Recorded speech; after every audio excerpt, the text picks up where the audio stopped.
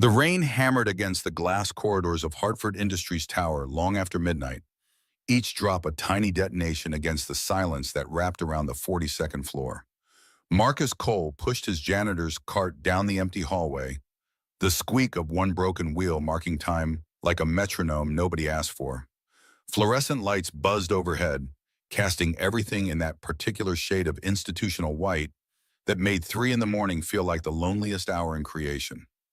His daughter sat on the bench near the elevator bay, legs swinging 6 inches off the ground, clutching that stuffed rabbit she'd named Clover after some cartoon character he'd never quite understood. Lily was 7 years old and already too smart for her own good, bent over a spiral notebook covered in multiplication problems that were supposed to be homework, but had become her late-night companion instead. She looked up when Marcus's cart squeaked past, offered him that gap-toothed smile that could break his heart, and put it back together in the same breath. The building was quiet in the way only corporate towers could be at this hour, all that ambition and urgency packed away until morning, leaving behind just the hum of HVAC systems and the occasional ping of elevator cables settling. Marcus had worked this shift for 18 months now, long enough that the security guards knew his face but not his name, long enough that he'd mapped every camera blind spot and emergency exit between here and the parking garage. Old habits died hard, even when you were trying to bury them under minimum wage and industrial cleaning supplies. He'd learned to make himself invisible a long time ago. At 36, he stood 6'2" with the kind of shoulders that came from years of discipline, not gym memberships paying for themselves one visit at a time. His dark brown hair was cut military short, though nobody at Hartford Industries knew why, and his hands bore the calluses of a man who'd pushed a lot of mops and carried a lot of trash. The scars were there too, faint silver lines across his knuckles and forearms, but people didn't look at janitors closely enough to ask questions about old wounds. Those scars told stories he never shared, remnants of a life that felt like it belonged to someone else now. He'd been part of something once, a counterterrorism unit so classified it had no official name, just a designation that got redacted from every document it touched. They'd called it retrieval operations, which was the kind of sanitized term politicians used when they meant pulling hostages out of places that didn't exist on any map. Marcus had been good at it, the kind of good that made commanders nervous and grateful in equal measure. He could read a room in seconds, neutralize threats before they escalated, carry a wounded civilian through hostile territory without breaking stride. Then Rachel happened. Rachel with her bright laugh and her stubborn belief that Marcus could be more than a weapon with a pulse. They'd married quietly, just the two of them, and a justice of the peace who'd rushed through the vows like he had somewhere better to be. She got pregnant 3 months later, and Marcus promised her he'd leave the life behind after one more mission. One more extraction, one more paycheck, one more chance to make the world a little bit safer before he traded it all for something resembling normal. Rachel never heard that promise fulfilled. Complications during Lily's birth, the doctor said, using words like hemorrhage and cardiac arrest that sounded clinical and cold, and nothing like the feeling of watching your wife slip away while holding a newborn who needed her more than anything. The medical team did everything they could, which turned out to be not nearly enough, and Marcus was left standing in a hospital corridor with an 8-pound baby girl in his arms and no idea how to be the parent she deserved. So he disappeared. Not from Lily, never from Lily, but from the world that knew him as an operator, from the commanders who kept calling with just one more mission, from the life that had cost him everything that mattered. He became a janitor because the pay was terrible, but the hours let him stay close to his daughter. He worked nights at Hartford Industries Tower while Lily slept in the employee lounge or did homework under the glow of vending machines. And during the day, he was just dad, making pancakes and braiding hair and pretending the nightmares didn't wake him up 3 times a week. Lily had become everything Rachel was not, which was to say she was curious where Rachel had been calm, fearless where Rachel had been careful, prone to asking questions about everything from why birds flew south to whether stars knew people were watching them. Marcus answered what he could and invented answers when he couldn't, and somehow they'd built a life that looked almost normal if you didn't look too closely at the cracks. The stairwell door at the end of the hallway opened without warning, cutting through Marcus's thoughts like a blade through silk. 3 men stepped out, moving with the kind of purpose that set off every alarm bell Marcus had spent 7 years trying to silence. They weren't security guards, weren't employees working late, weren't maintenance staff taking a shortcut. They wore dark tactical pants and black windbreakers, earpieces visible against their close-cropped hair, and they moved in a formation that spoke of military training and recent practice. Marcus's hands tightened on the card handle, muscle memory flooding back faster than conscious thought. He cataloged details without meaning to. Salomon tactical boots on all three, the slight bulge under the leftmost man's jacket that meant a shoulder holster, the way the leader's eyes swept the corridor before settling on Lily like a targeting laser finding its mark. The little girl looked up from her homework, confusion crossing her face before fear had time to register. The men were 20 feet away, now 15, closing the distance with mechanical efficiency. The leader pulled a radio from his belt, spoke into it with his eyes never leaving Lily. Target acquired, 7-year-old female, blonde hair, blue jacket, moving to extract. Lily's confusion crystallized into terror in the space between heartbeats. Her voice, when it came, was small and sharp and cut through Marcus like a piece of glass finding an artery. "Daddy, please stop them." Marcus was already moving. Thinking took too long, required too many steps between perception and action, and there wasn't time for that kind of luxury when 3 armed men were closing in on your daughter. His body remembered what his mind had tried to forget, dropping into patterns that had been drilled into him through thousands of hours of training in places that never made it onto any official map. The janitor's cart clattered aside, mop and buckets spilling across the polished marble in a spray of dirty water. Marcus covered the distance in 3 strides, his worn sneakers silent against the floor, and the first attacker barely registered his presence before an elbow strike caught him in the throat. Precise, calculated, the kind of blow designed to incapacitate without killing, though the line between the two was thinner than most people wanted to believe. The man went down gasping, hands clutching at his neck, and Marcus was already pivoting toward the second target. This one was faster, combat instincts kicking in as he threw a punch that would have shattered an ordinary man's jaw. Marcus slipped it, redirected the momentum with a grip on the attacker's wrist, and drove his fist into the man's solar plexus with enough force to fold him in half. The attacker's breath exploded out of him in a sound that was half wheeze, half moan, and he crumpled like someone had cut his strings. The third man pulled a knife, which was either bravery or stupidity depending on how charitable you wanted to be. The blade was a Ka-bar tactical, 7 inches of carbon steel that caught the fluorescent lights as the attacker moved into a combat stance. Marcus caught his wrist mid-thrust, twisted until something popped, with a sound like breaking kindling, and swept the man's legs out from under him in one fluid motion. The attacker's head hit the marble floor with an impact that echoed down the empty corridor. And then there was silence except for the ragged breathing of 3 men who'd learned the hard way that assumptions could be fatal. 6 seconds from start to finish. 3 men down. A lifetime of training condensed into movements so automatic Marcus couldn't have stopped them if he'd wanted to. Lily stood frozen by the elevator, her blue eyes wide with shock, the homework forgotten on the bench beside her abandoned rabbit.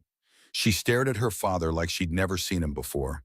Like the man who made her breakfast and read her bedtime stories had just revealed himself to be something else entirely. Something she didn't have words for yet, but would see in her nightmares for weeks to come.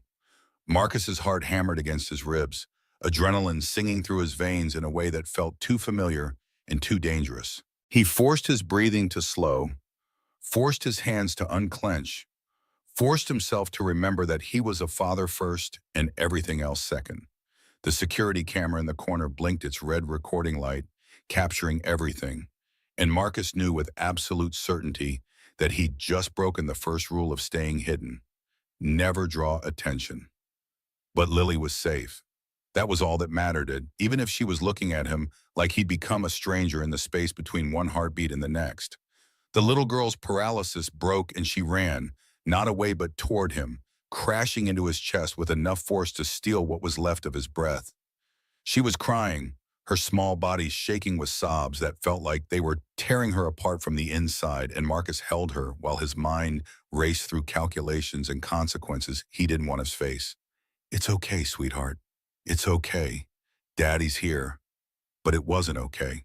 Marcus looked at the three unconscious men, at their tactical gear and coordinated approach, at the way they'd moved with the precision of professionals who'd done this kind of work before. These weren't random thugs looking for an easy target. These were contractors, trained and equipped and sent by someone with resources and purpose. Someone who knew Lily would be here at 3 in the morning while her father mopped floors and tried to pretend the past was dead and buried. He knelt beside the first attacker, the one who'd taken the elbow strike to the throat, and searched his pockets with practiced efficiency. Fake ID, good enough to pass casual inspection, encrypted radio using military-grade frequency hopping, and a photograph printed on photo paper and folded twice to fit in the man's jacket pocket. Victoria Hartford, CEO, the woman whose name was on the building, whose face appeared in business magazines and shareholders' reports. Someone had drawn a red circle around her head and written 2 words in block capitals: primary target. Marcus's blood ran cold in a way that had nothing to do with the building's air conditioning. Lily wasn't the target, she was leverage, a tool to be used against someone who had nothing to do with Marcus Cole, the janitor, and everything to do with whoever Marcus Cole used to be. The question was, who wanted Victoria Hartford badly enough to send 3 contractors after her, and why they thought grabbing a janitor's daughter would give them the leverage they needed. The answer clicked into place with the inevitability of a puzzle piece finding its home, and Marcus felt 7 years of carefully constructed normalcy crack down the middle. These men didn't know he was a janitor.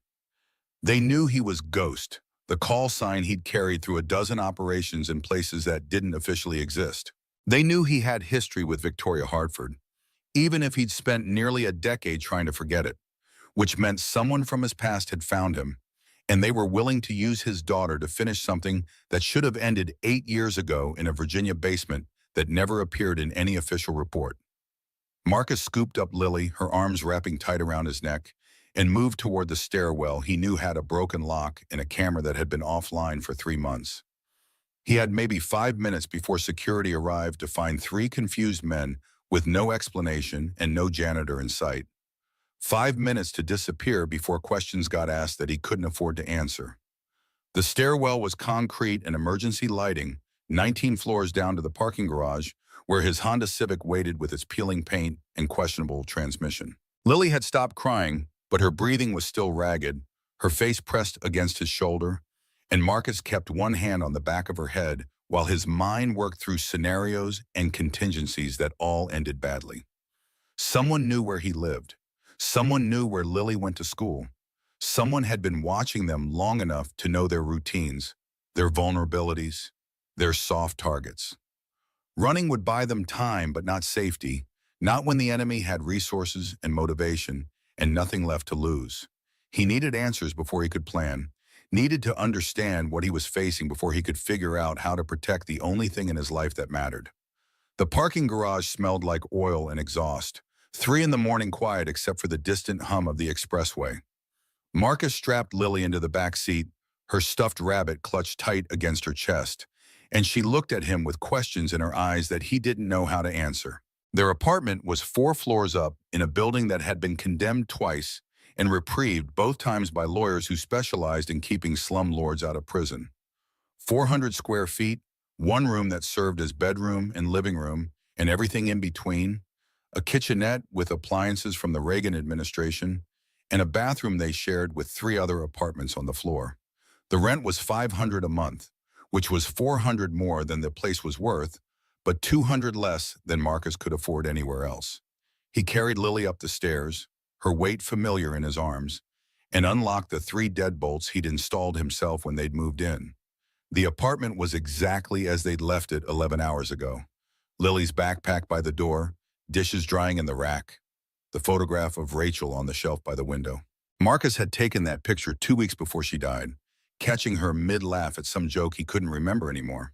And sometimes he looked at it and couldn't quite believe that woman had chosen to build a life with someone whose hands were better suited to breaking things than building them.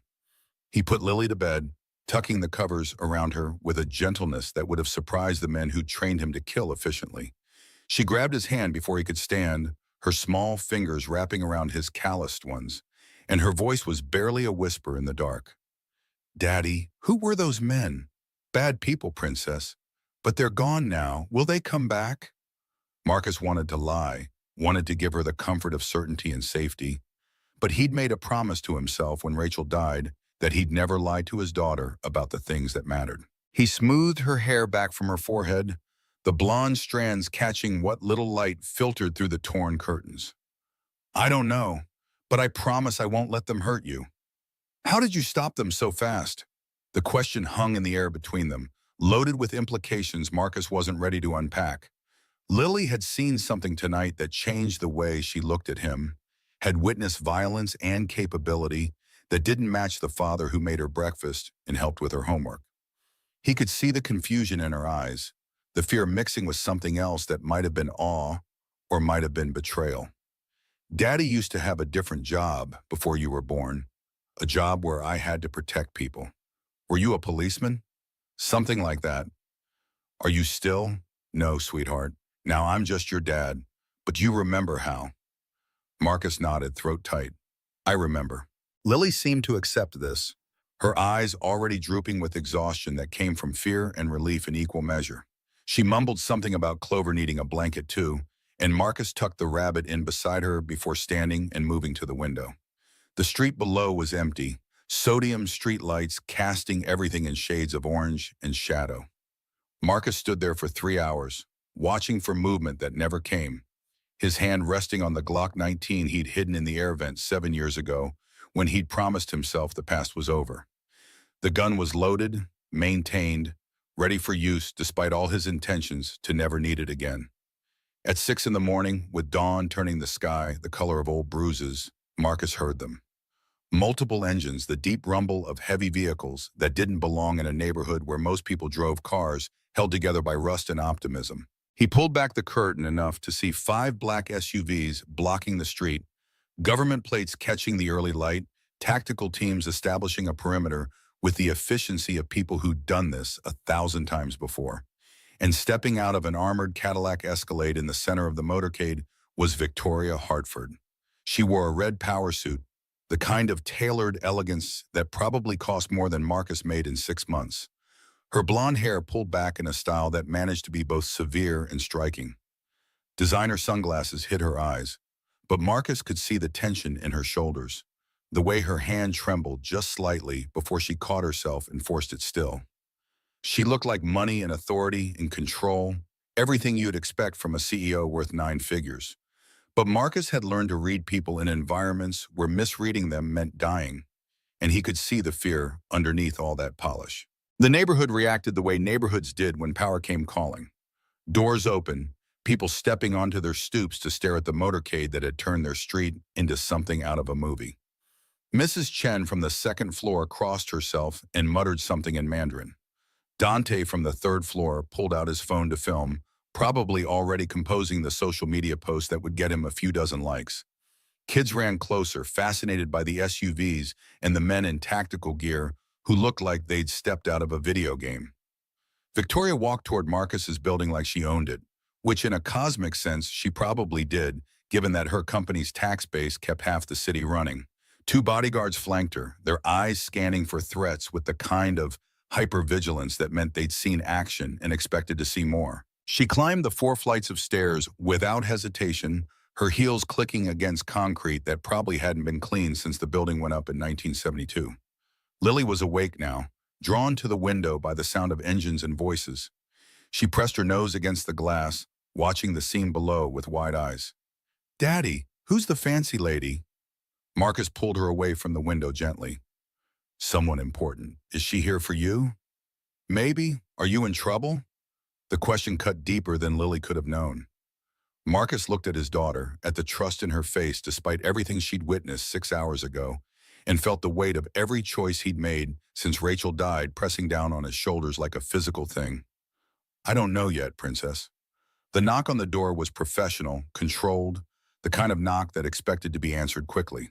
Marcus checked the peephole, saw Victoria Hartford standing in a hallway that smelled like mildew and defeat, her expensive suit looking completely out of place against the peeling wallpaper and flickering lights. He opened the door, and they looked at each other for a long moment. 2 people connected by events neither of them had wanted, and consequences neither had fully escaped.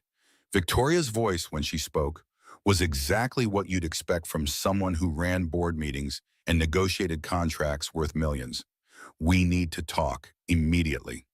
Marcus stepped aside, letting her enter an apartment that was probably smaller than her walk-in closet. Lily stared from her position by the window. Cheerios forgotten in a bowl on the table, taking in this woman who'd arrived with an army and enough presence to fill their tiny space to bursting. "Is this your daughter?" Victoria's voice had softened, some of the CEO edge sanded away by something that might have been empathy or might have been calculation. "Yes, Lily, go to the bathroom." "But Daddy." "Now, Princess." Lily went, but she left the door open a crack, and Marcus knew she'd be listening to every word. Victoria sat on the couch, her posture perfect despite the worn cushions and the springs that complained under her weight. She looked around the apartment, taking in the thrift store furniture and the photographs of Lily covering every available surface and the crack in the ceiling that had been there when they moved in and would probably be there when they left. "About last night," Victoria began, but Marcus cut her off before she could build momentum. "They weren't after me. They were after you. My daughter was just leverage." Victoria's surprise flickered across her face before the mask came back down. "You checked their equipment." "I did, and you know who sent them?" "Who?" "I have guesses, but I think you know exactly." Victoria was quiet for a moment, her hands folded in her lap in a way that looked composed but betrayed tension in the whiteness of her knuckles. When she spoke again, her voice had dropped half an octave, losing some of its boardroom certainty. "Dmitry Volkov." The name hung in the air between them, heavy with implication and history. Marcus's expression didn't change, but Victoria was watching closely enough to catch the flicker of recognition in his eyes, the way his shoulders tensed just slightly before he forced himself to relax. "You know the name." "I know a lot of names." Victoria leaned forward, shedding some of the CEO persona and letting something more human show through the cracks. "Mr. Cole, or whatever your real name is, those men weren't random thugs. They were former Spetsnaz, private contractors worth $50,000 each. Someone paid $150,000 for last night's failed attempt. That kind of money means this is personal." She paused, gathering herself for the revelation that came next, and Marcus could see the calculation behind her eyes as she decided how much truth to share with the janitor, who wasn't really a janitor. 8 years ago, I was kidnapped, held for 4 days in a basement somewhere in Virginia. The man who orchestrated it, Dmitry Volkov, lost his son in the rescue operation. Alexei Volkov was 22 years old when your people put 2 bullets in his chest. His father went to prison for 7 years, but he was released 6 months ago. And Mr. Cole, after what you did last night, you just became part of this war whether you want to be or not. Marcus stood, moving to the window where he could watch the street and the tactical teams still maintaining their perimeter. His mind was racing through implications and connections, through memories he'd tried to bury and consequences that refused to stay buried. 8 years ago, he'd been part of a hostage rescue operation in Virginia, one of dozens he'd run during his time with Ghost Protocol. He didn't remember the hostage's name because that was part of the protocol, keeping emotional distance between operators and the people they saved. But he remembered the basement, remembered the firefight, remembered a young man with blonde hair and desperate eyes who'd raised a weapon instead of surrendering. Marcus had taken that shot. Clean, center mass, exactly as trained. The young man had dropped, and Marcus had moved on to the next threat without thinking twice about it. That was the biome, compartmentalizing violence into something clinical and necessary, and he'd been very good at his job. Now that young man had a name, and a father who'd spent 8 years planning revenge, and Marcus's daughter was caught in the crossfire of something that should have ended in a Virginia basement, but had apparently just been waiting for the right moment to explode back into his life. Why does it matter? Marcus kept his voice neutral, giving nothing away. Because Volkov isn't going to stop. He has resources. He has men. And after what you did last night, he knows you're not just a janitor. He's going to come for you. And for Lily. The mention of his daughter's name in connection with a Russian arms dealer who had nothing to lose cut through Marcus's defenses like a hot wire through ice. He turned from the window, and Victoria must have seen something in his face that made her lean back slightly, some hint of the operator he used to be showing through the janitor facade he'd constructed so carefully. Lily has nothing to do with this. Neither did I when I was 25. But here we are. Victoria stood, pacing the small apartment, with energy that suggested she wasn't used to spaces where 3 steps brought you to a wall. She moved like someone who occupied boardrooms and corner offices, who commanded respect through presence and position, and watching her navigate a 400 square foot apartment was like watching a lion try to pace in a cage built for house cats. I'm offering you protection. My security team can keep you and Lily safe. In return, I need you to help me understand what we're facing. You clearly have experience with people like Volkov. I'm not a bodyguard. I have bodyguards. What I need is someone who understands how operators think, how they plan, someone who can see threats before they happen. Marcus looked toward the bathroom door, still open a crack, where Lily was undoubtedly listening to every word and trying to make sense of a conversation that was probably terrifying and confusing in equal measure. And if I say no, then you're on your own. And Mr. Cole, Volkov's men know where you live. They know where Lily goes to school. They know your schedule. How long do you think you can protect her alone? The words were manipulation, pure and simple, leveraging his greatest vulnerability to get what she wanted. Marcus knew it, recognized the tactic for what it was, but that didn't make it any less effective. Because Victoria was right. Running would buy them days, maybe weeks, but not safety. Not when the enemy had resources and patience and 8 years of planning behind them. Before Marcus could formulate a response, he saw it through the window. Small, high-end, the kind of commercial drone that cost 5 figures and came equipped with gimbal-stabilized cameras good enough to count pores from 100 feet away. It hovered outside the window, watching them with the patient malevolence of a predator that knew its prey had nowhere to run. Marcus moved fast, grabbing the broom from beside the kitchenette and opening the window in one smooth motion. The throw was instinctive, muscle memory from 1,000 training sessions where precision mattered more than strength. The broom handle caught the drone perfectly, sending it spiraling down into the alley 4 floors below with a satisfying crunch of expensive electronics meeting concrete. Stay here. Marcus was already moving, taking the stairs 3 at a time, his heart hammering with adrenaline and calculation. By the time he reached the alley, the drone was gone, retrieved by someone who'd been waiting and watching and ready to move the moment their surveillance was compromised. But they'd left something behind, either by accident or design. A note taped to a brick that had been placed carefully where Marcus would find it. He picked it up, unfolded the paper with hands that wanted to shake, but refused to show weakness even when no one was watching. The message was written in Russian, Cyrillic letters formed with the careful precision of someone who'd learned the language as a native and hadn't forgotten it despite years in America. Ona zabrala vso u меня. Теперь я забираю всё у неё. She took everything from me. Now I take everything from her. Below the message was a photograph, printed on photo paper and crisp enough to have been taken within the last 24 hours. Lily, walking to school, her backpack too big for her small frame, Clover's ears peeking out of the side pocket. Someone had been following his daughter, photographing her, planning something that made Marcus's blood run cold in a way that combat never had. He climbed back upstairs, each step feeling heavier than the last, and found Victoria standing by the bathroom door talking quietly to Lily.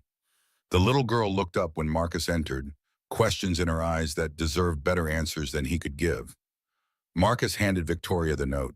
She read it, her face going pale beneath her makeup, and when she looked up, there was something raw in her expression that he recognized from his own mirror on bad nights. He thinks you care about Lily, which means he'll use her to get to you. I'll double my security. Security didn't stop 3 contractors from getting into your building last night. Security didn't stop this drone. Volkov has been planning this for 8 years. He knows your protocols.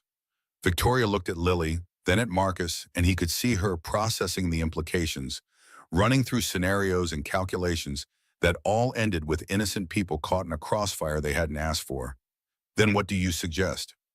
Marcus knelt down to Lily's eye level, taking her small hands in his scarred ones. Princess, do you trust Daddy? Lily nodded, clutching Clover tight against her chest like the stuffed rabbit could protect her from men with drones and plans that involved using little girls as leverage. Then we're going to go stay somewhere safe for a few days. With Miss Hartford, is that okay?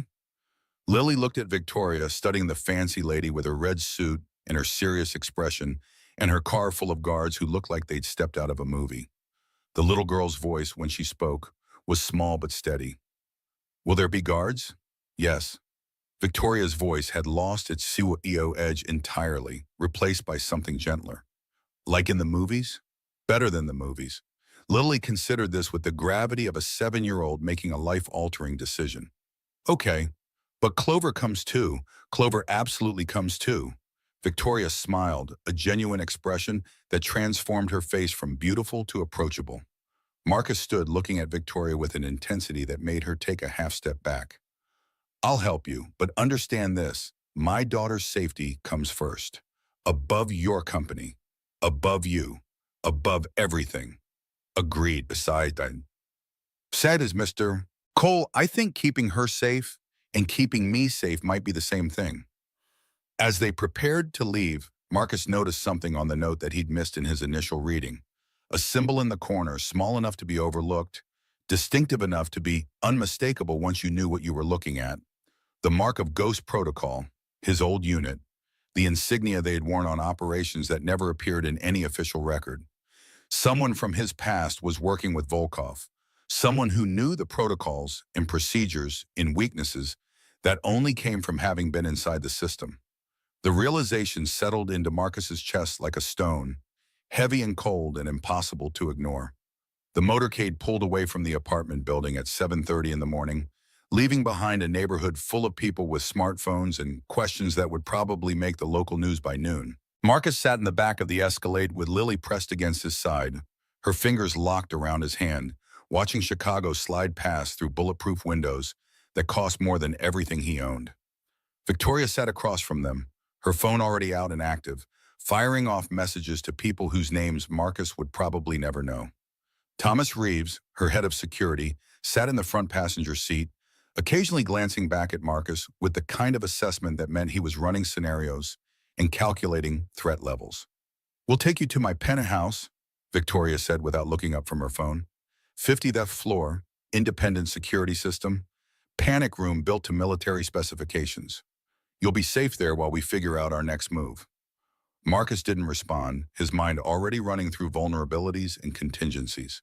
A penthouse meant limited exits, meant being trapped 50 floors up if something went wrong, meant putting his daughter in a location chosen by someone else and hoping their security was good enough to stop people who'd already proven they could breach supposedly secure locations.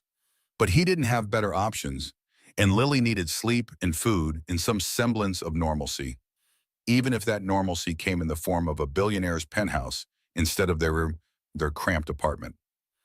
The Escalade pulled into an underground garage beneath Hartford Tower, concrete and security barriers, and armed guards who checked identification 3 times before letting them through. Victoria led them to a private elevator that required both a key card and a fingerprint scan, technology that was probably state-of-the-art 5 years ago and would be obsolete in another 3. The penthouse occupied the entire 50th floor, 8,000 square feet of minimalist luxury that looked like something out of an architecture magazine. Floor-to-ceiling windows offered panoramic views of Chicago stretching toward the lake, modern art on the walls that probably cost more than Marcus would make in a lifetime, furniture that managed to be both stylish and uncomfortable in that particular way expensive things often were. Lily's eyes went wide, taking in space that was probably 20 times larger than their entire apartment. She wandered toward the windows, pressing her nose against the glass to look down at the city spread below like a toy model of itself. Victoria's phone rang, and she excused herself to take the call, leaving Marcus and Lily alone in luxury that felt more like a cage than a sanctuary. Thomas Reeves approached, his expression professional, but his body language suggesting he had questions that weren't going away. We need to establish protocols, Mr. Cole.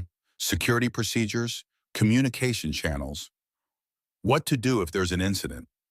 Marcus looked at him, really looked at him, cataloging details the way he'd been trained to do. Former Secret Service based on the way he carried himself, probably presidential detail given his age and the confidence in his bearing. Good at his job, a professional, experienced with protecting high-value targets in controlled environments.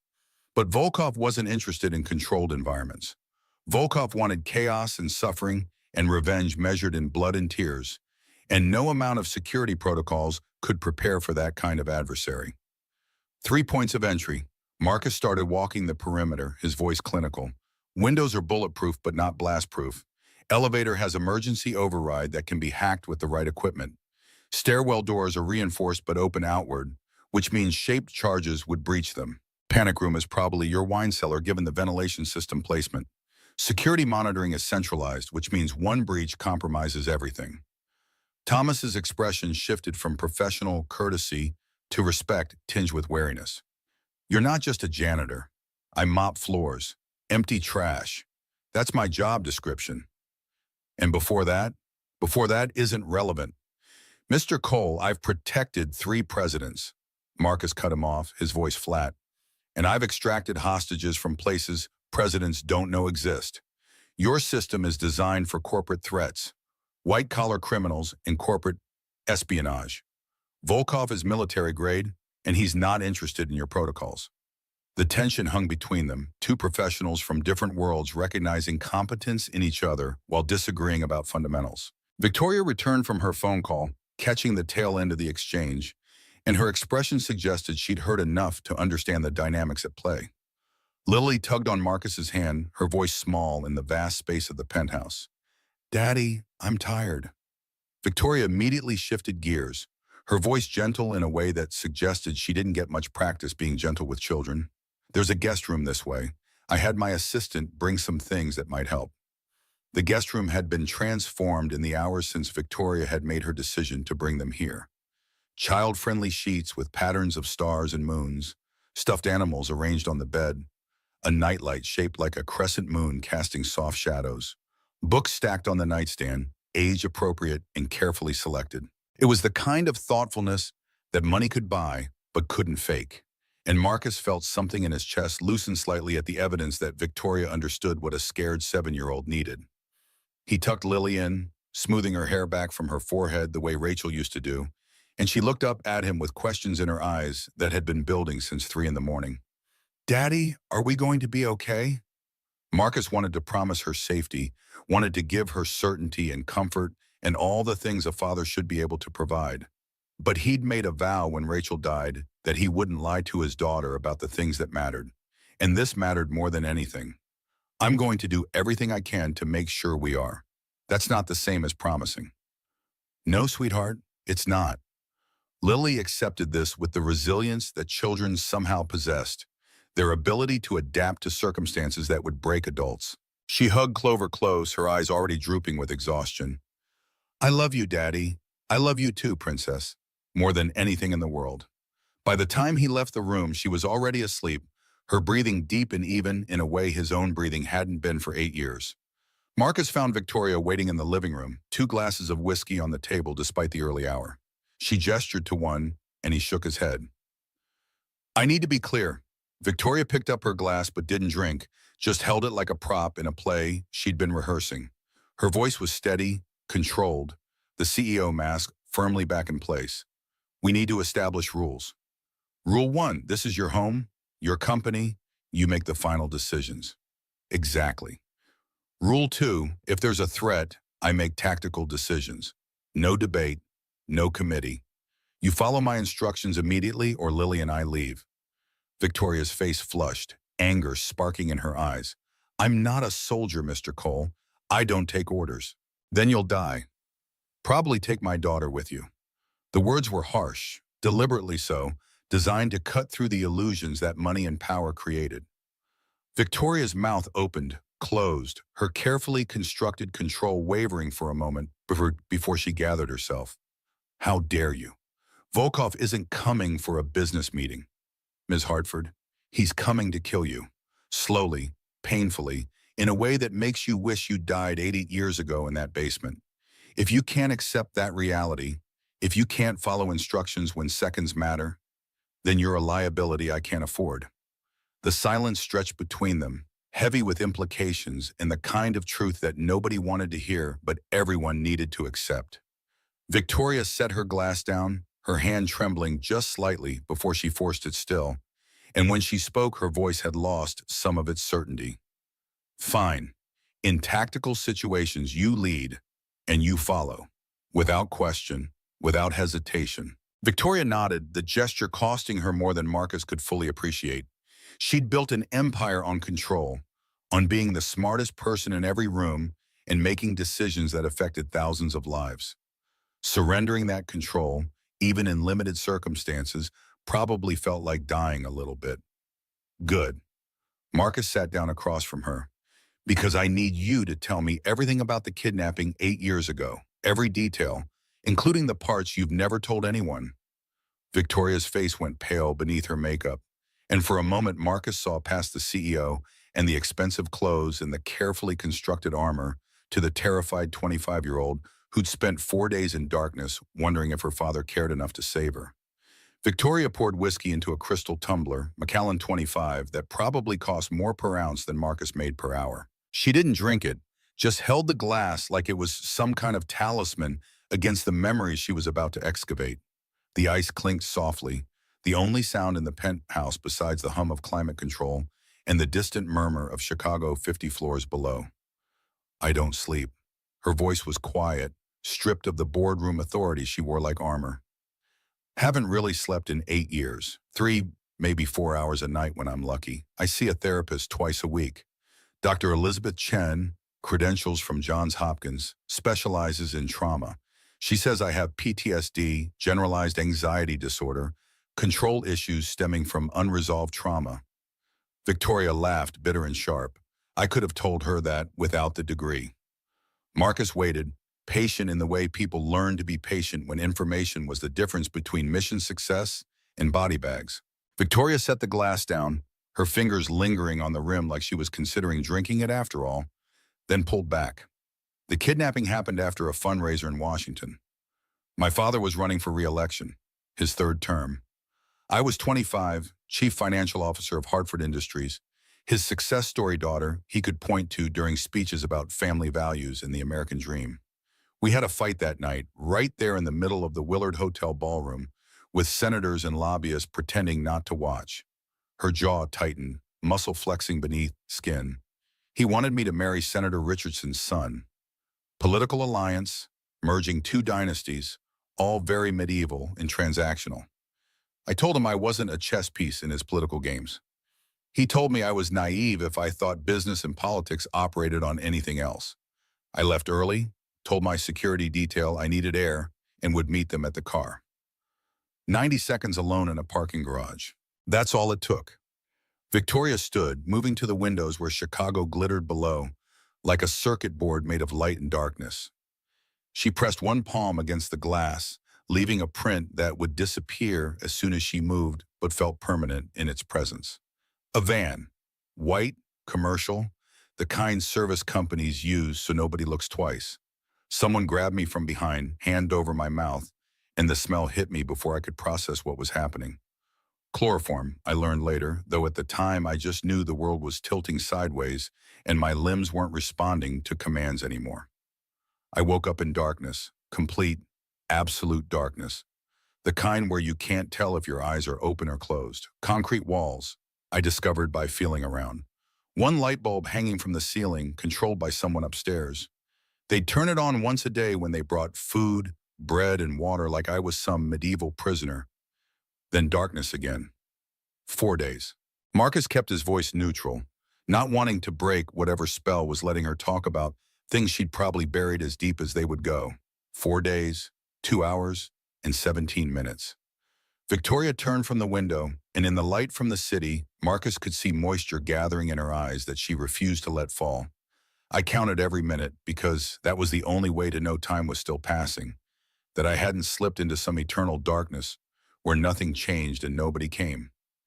They spoke Russian above me, walking on floorboards that creaked. Sometimes English, accented and rough.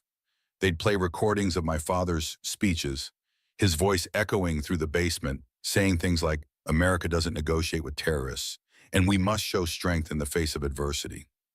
I think they wanted me to understand that he wasn't coming, that his political principles mattered more than his daughter's life. Did you believe it? Victoria's laugh was hollow, devoid of humor. Of course I believed it. I'd spent 25 years being Senator Hartford's daughter, watching him choose career over family every single time. Why would a kidnapping be any different? On the 4th day they stopped bringing food. One of them came down, young guy with blonde hair and an accent so thick I could barely understand him. He crouched in front of me, close enough that I could smell cigarettes and cheap cologne, and he smiled when he told me tomorrow we kill you, make video, send to your father. Alexei Volkov. Marcus supplied the name and Victoria nodded. I didn't know his name then, just that he was maybe 22, 23, and he seemed almost excited about the prospect of murdering me on camera, like it was some kind of achievement he could brag about later. That night I heard gunfire, sharp cracks that echoed through the basement, followed by shouting in English and Russian mixed together.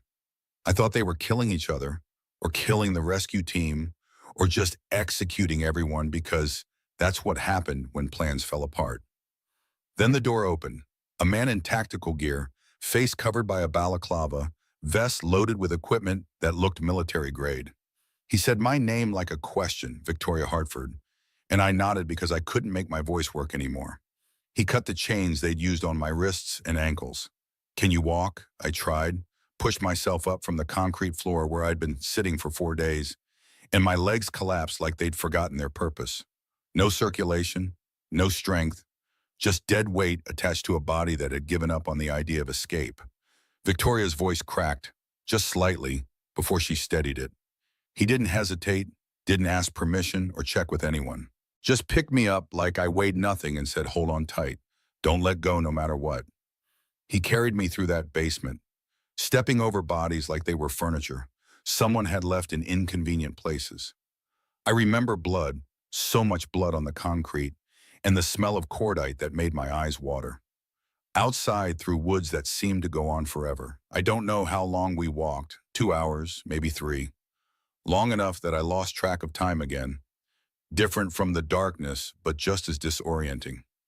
He talked the entire time, his voice calm and steady like we were taking a casual stroll instead of fleeing through Virginia forest with killers potentially behind us. He told me about his wife, about how she made pancakes with chocolate chips hidden inside and said it was the secret to happiness. He said she was 7 months pregnant and he couldn't wait to meet his daughter. Marcus felt his chest tighten, old grief mixing with new understanding in a way that made breathing feel like work. Victoria must have seen something in his expression because she stopped, studying him with eyes that had learned to read people through years of boardroom negotiations and hostile takeovers. What was your wife's name? Rachel. And your daughter? Lily. Victoria moved closer, invading the personal space that most people maintained instinctively around strangers. She was 7 months pregnant when you carried me out of those woods. You told me stories about her to keep me focused, keep me from giving up. You said when this is over, find your own chocolate chip pancakes, something small that makes you happy. Marcus met her gaze, seeing recognition dawn across her features. It wasn't a guess anymore, wasn't a theory she was testing. She knew with absolute certainty, and the weight of that knowledge changed everything about their situation. Your ghost. The man who saved me 8 years ago, and I've been searching for you ever since, trying to find the operator who disappeared before I could even thank him properly. I didn't want to be found. Clearly. Victoria's voice had steel underneath the emotion. You erased yourself so completely that even with government resources and private investigators, I couldn't find a trace. Marcus Cole appeared 7 years ago out of nowhere. Perfect background that was too perfect. Employment history that was too clean. How much did a new identity cost you? Everything that mattered. The words hung between them, freighted with implications neither wanted to explore. Victoria poured herself a fresh glass of whiskey, drank it, this time in one swift motion that suggested she'd done this before. That liquid courage was familiar territory. Dmitry Volkov's son died in that basement. Alexei Volkov, 22 years old, shot twice in the chest by someone on your team. Federal prosecutors used it as leverage to get Dmitry to plead guilty to kidnapping, conspiracy, human trafficking. He got 20 years but served 7 because of overcrowding and good behavior and lawyers who knew how to work the system. He got out 6 months ago, terminal lung cancer eating through him faster than any prison sentence could. And now he's recreating the kidnapping, trying to make me feel what he felt when his son died. Except this time he's targeting everyone I might care about. That's why he went after Lily. Marcus understood the logic, the twisted psychology of revenge that wanted to maximize suffering rather than minimize collateral damage. He thinks you care about me because of what happened 8 years ago, because I saved you. So he'll use my daughter to make you suffer and use you to make me suffer. And none of it will bring his son back, but he'll do it anyway because pain is the only currency he has left. Victoria nodded, exhaustion showing through the cracks in her composure. My security team found the 3 men you neutralized last night. 2 of them started talking once they realized they were facing federal charges and their employer had abandoned them. They said Phase 1 was surveillance, mapping your routines and mine. Phase 2 was supposed to be the grab, taking Lily and using her as leverage to force me into a meeting. Phase 3? They didn't know. Said only Volkov and his second-in-command had that information. And the second-in-command is former U.S. military with connections deep enough to stay hidden. Marcus thought about the ghost protocol mark on the note, about the implications of someone from his past working with a dying Russian arms dealer who had nothing to lose and everything to avenge. The list of people who knew that mark was short, limited to operators who'd served in the unit during his tenure, and most of them were either dead or had moved on to lives that didn't involve kidnapping 7-year-olds. But there was one name that kept surfacing in his mind, one operator who'd gone missing during an extraction in Yemen and been declared KIA when the team couldn't recover his body. James Brennan, call sign Shepherd, the kind of operator who could plan complex operations and had enough grievances to make revenge seem reasonable.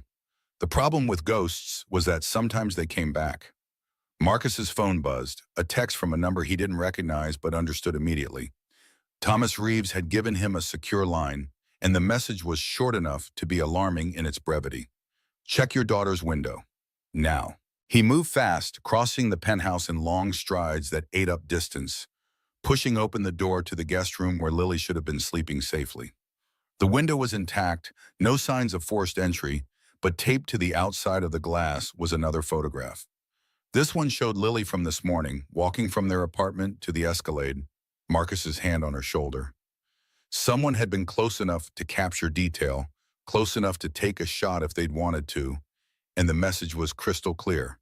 Nowhere was safe and walls couldn't stow someone determined enough to get through them. Marcus peeled the photograph off the window, careful not to disturb anything that might be evidence, and carried it back to the living room where Victoria stood with Thomas Reeves studying security footage on a tablet. They looked up when Marcus entered, saw his expression, and Thomas immediately started barking orders into his radio about perimeter checks and camera reviews. The photograph was professional quality, high resolution, and perfectly framed. On the back, written in the same Cyrillic script as the previous note, Steny nie mogą защитить to, что mnie предназначено взять. Walls cannot protect what I am meant to take. Victoria translated before Marcus could ask, her Russian apparently better than her business profile suggested. He's telling us he can reach us anywhere, that your security and my resources don't matter because he's already inside our defenses. Thomas's face had gone pale beneath his tan. That photograph was taken less than an hour ago, which means someone breached our perimeter, got close enough to the building to place it on a 50th floor window, and left without triggering a single alarm. Marcus studied the photograph more closely, looking for details that might reveal method or opportunity. The angle was wrong for a drone, too steady and too close. Someone had been onto the building, probably rappelling from the roof, using equipment and expertise that suggested military training. Your security system is designed for ground-level threats. Marcus kept his voice neutral, not wanting to criticize but needing to be honest about vulnerabilities. Cameras covering entrances and exits, guards monitoring checkpoints, protocols for vehicle inspection. But you are not watching the roof, and you're not expecting someone to come down instead of up. Thomas bristled, professional pride taking a hit. We have roof access locked, cameras on the stairwell and elevator. Locked doors mean nothing to someone with the right tools. And cameras are useless if you're not actively monitoring them every second. How many people are watching your feeds right now? Thomas hesitated, doing math that probably didn't add up the way he wanted. We have 4 operators on the night shift, rotating between cameras and patrol duties. So 1 person watching feeds, 3 doing rounds, which means coverage gaps, moments when nobody's looking at the right screen, opportunities for someone patient enough to wait for the opening. The radio on Thomas's belt crackled, a voice reporting findings from the roof access check. Sir, we've got climbing equipment on the north face, professional-grade rappelling gear, anchors drilled into the concrete. Whoever did this knew exactly where the cameras were pointed and stayed out of frame the entire time. Victoria sank onto the couch, the weight of vulnerability settling onto her shoulders in a way that money and power couldn't shield against. So we're not safe here. Despite everything, despite the security and the protocols and the 50 floors between us and the street, we're not actually safe. Marcus sat across from her, his mind already working through contingencies and alternatives. Being safe means being unpredictable. Right now, Volkov knows where we are, knows our routines, has had 6 months to plan while we're reacting to his moves. We need to change the dynamic, force him to react to us instead. How do we do that when he's always 2 steps ahead? We do something he won't expect, something that goes against every tactical principle we've been trained to follow. Victoria looked at him, intelligence working behind her exhaustion. You want to go on offense. I want to make him think we're going on offense while actually setting a trap. But it requires you to trust me completely, to do things that will feel dangerous and wrong and possibly suicidal. I hired you to keep us safe, not to use us as bait. Marcus leaned forward, holding her gaze. Volkov wants you afraid, wants you hiding behind security, while he picks off everyone around you until you're isolated and vulnerable. The more you hide, the more control he has. But if we make him think you're exposed, make him commit to an attack before he's ready, we might get the opening we need to end this. Thomas shook his head, already objecting before Marcus finished speaking. Absolutely not. My job is to protect Ms. Hartford, which means keeping her out of situations where she could be harmed. Using her as bait violates every protocol in the book. Your protocols are why she's in danger. Marcus kept his voice even, stating facts rather than attacking. Volkov studied those protocols for months, found the weaknesses, exploited them. Following the same playbook means getting the same result, and the result so far is 3 breaches in 2 days. The argument might have continued except Marcus's burner phone rang, the one he kept hidden in the air vent for 7 years and pulled out only when absolutely necessary. The number on the screen was Montana area code, which meant Sarah Torres, call sign Nomad, one of 3 Ghost Protocol operators who'd survived the same missions that had killed or broken everyone else. Marcus answered, aware of Victoria and Thomas watching. Talk to me. Sarah's voice was all business, clipped and professional. Got your message about needing help. I'm in Chicago, staying at a hotel near O'Hare. But Marcus, you need to know something before I commit to this operation. Go ahead. There's chatter on the veteran networks, people asking questions about Ghost Protocol operators who worked extractions 8 years ago. Someone's looking for you, and they're not being subtle about it. Do we have a name? Negative. But the description matches Shepard. And if it's really him, if James Brennan is alive and working this operation, then we're dealing with someone who knows every play in our book because he wrote half of them. Marcus felt ice forming in his chest, cold certainty that the worst-case scenario was playing out exactly as he'd feared. Shepard had been their tactical commander, the operator who'd planned missions and coordinated teams, who'd known everyone's strengths and weaknesses because his job required that knowledge. If he'd survived Yemen and spent the last 6 years planning revenge, then he'd be nearly impossible to outmaneuver. Can you get David and Carlos? Already did. Sarah's voice carried grim satisfaction. Wraith is flying in from Seattle tonight. Should land around 8. Bishop is driving up from Texas, won't arrive until tomorrow morning. But Marcus, they're both asking the same question I'm asking.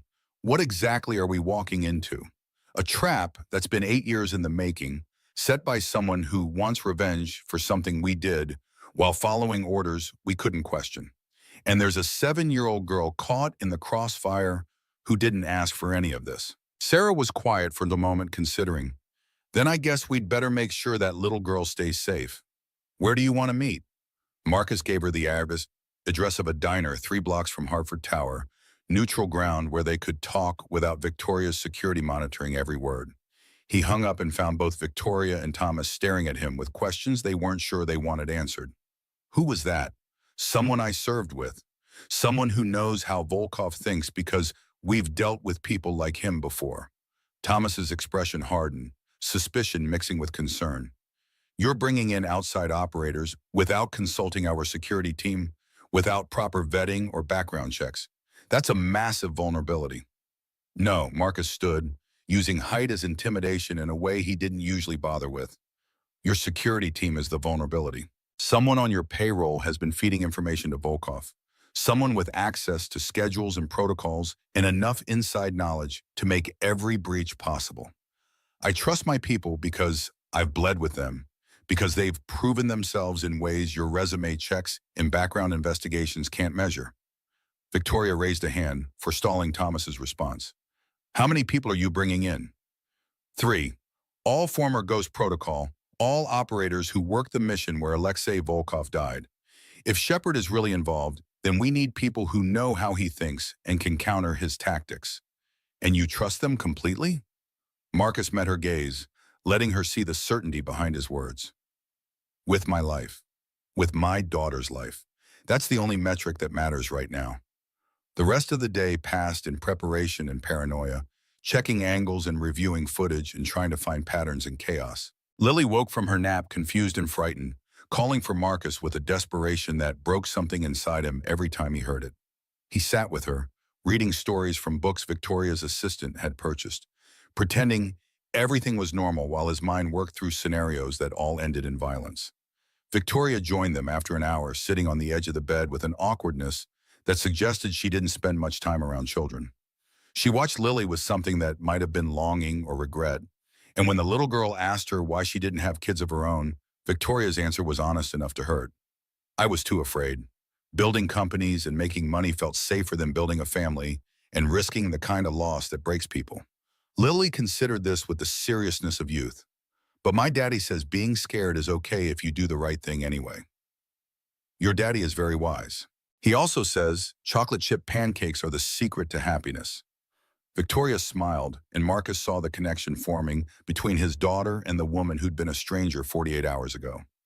Is he right? I don't know. We only get regular pancakes because chocolate chips cost extra.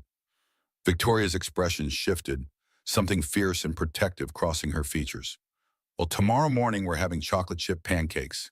As many as you want, with extra chocolate chips, because your daddy is absolutely right about that being the secret to happiness. After Lily fell asleep again, Marcus met with Thomas to review security protocols and identify potential weak points in their defense. The head of security had moved past his objections to grudging acceptance, recognizing that Marcus brought expertise he couldn't match.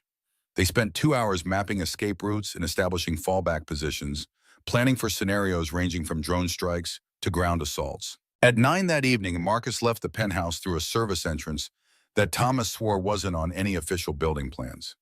He moved through Chicago's streets with the paranoia of someone who knew surveillance came in 1,000 forms, checking reflections in windows and noting vehicles that appeared too frequently. The diner was a Greek place that had been serving the same menu since 1987, booths with cracked vinyl and coffee that tasted like it had been made during the Reagan administration. Sarah Torres sat in the back corner, positioned so she could watch both entrances and the kitchen.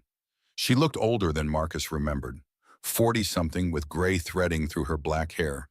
But her eyes were sharp and her hands were steady. She'd been the best sniper in Ghost Protocol, the operator who could make 1,000-yard shots while accounting for wind and Earth's rotation and the target's probable movement. She stood when Marcus approached, pulled him into a brief hug that spoke of shared history and mutual respect. You look like hell. 7 years of being a janitor will do that. Could be worse. You could have been a janitor for 8 years. They sat, and Sarah pushed a folder across the table. David pulled everything he could find on Dmitry Volkov. Former KGB transitioned to private sector after the Soviet collapse. Built a network moving weapons and people through Eastern Europe. The kidnapping 8 years ago was personal, trying to leverage Senator Hartford into blocking defense contracts that would have hurt Volkov's business. Marcus flipped through the file, seeing details he recognized and implications he'd never considered. And Alexei? Only son, born late in Volkov's life when he thought he'd never have children. Spoiled, ambitious, desperate to prove himself worthy of his father's reputation. The kidnapping was supposed to be his proving ground, the operation that showed he could handle high-stakes work. Instead, it became his grave. Sarah nodded, her expression grim. Volkov went to prison still believing his son died a hero, that he'd sacrificed himself protecting the family business. Learning that Alexei died because he refused to surrender, because he raised a weapon against trained operators, that probably broke something fundamental in Volkov's worldview. The diner door opened, bringing cold November air and David Park. He looked exactly like Marcus remembered, Korean features and a build that suggested he spent his free time doing things that weren't good for long-term health. He'd been their medic during operations, the one who could stabilize trauma injuries in the field and had enough demolitions expertise to be legitimately dangerous. He slid into the booth, ordered coffee from a waitress who'd seen enough weirdness over the years to not question three people having a reunion at a back table. Ghost, good to see you still breathing. Wasn't guaranteed for a while there. David grinned, but there was darkness underneath it. Yeah, I heard about Rachel. I'm sorry, man. She deserved better than what she got. We all deserve better than what we get. Marcus pushed the folder toward David. Read this. Tell me what you see.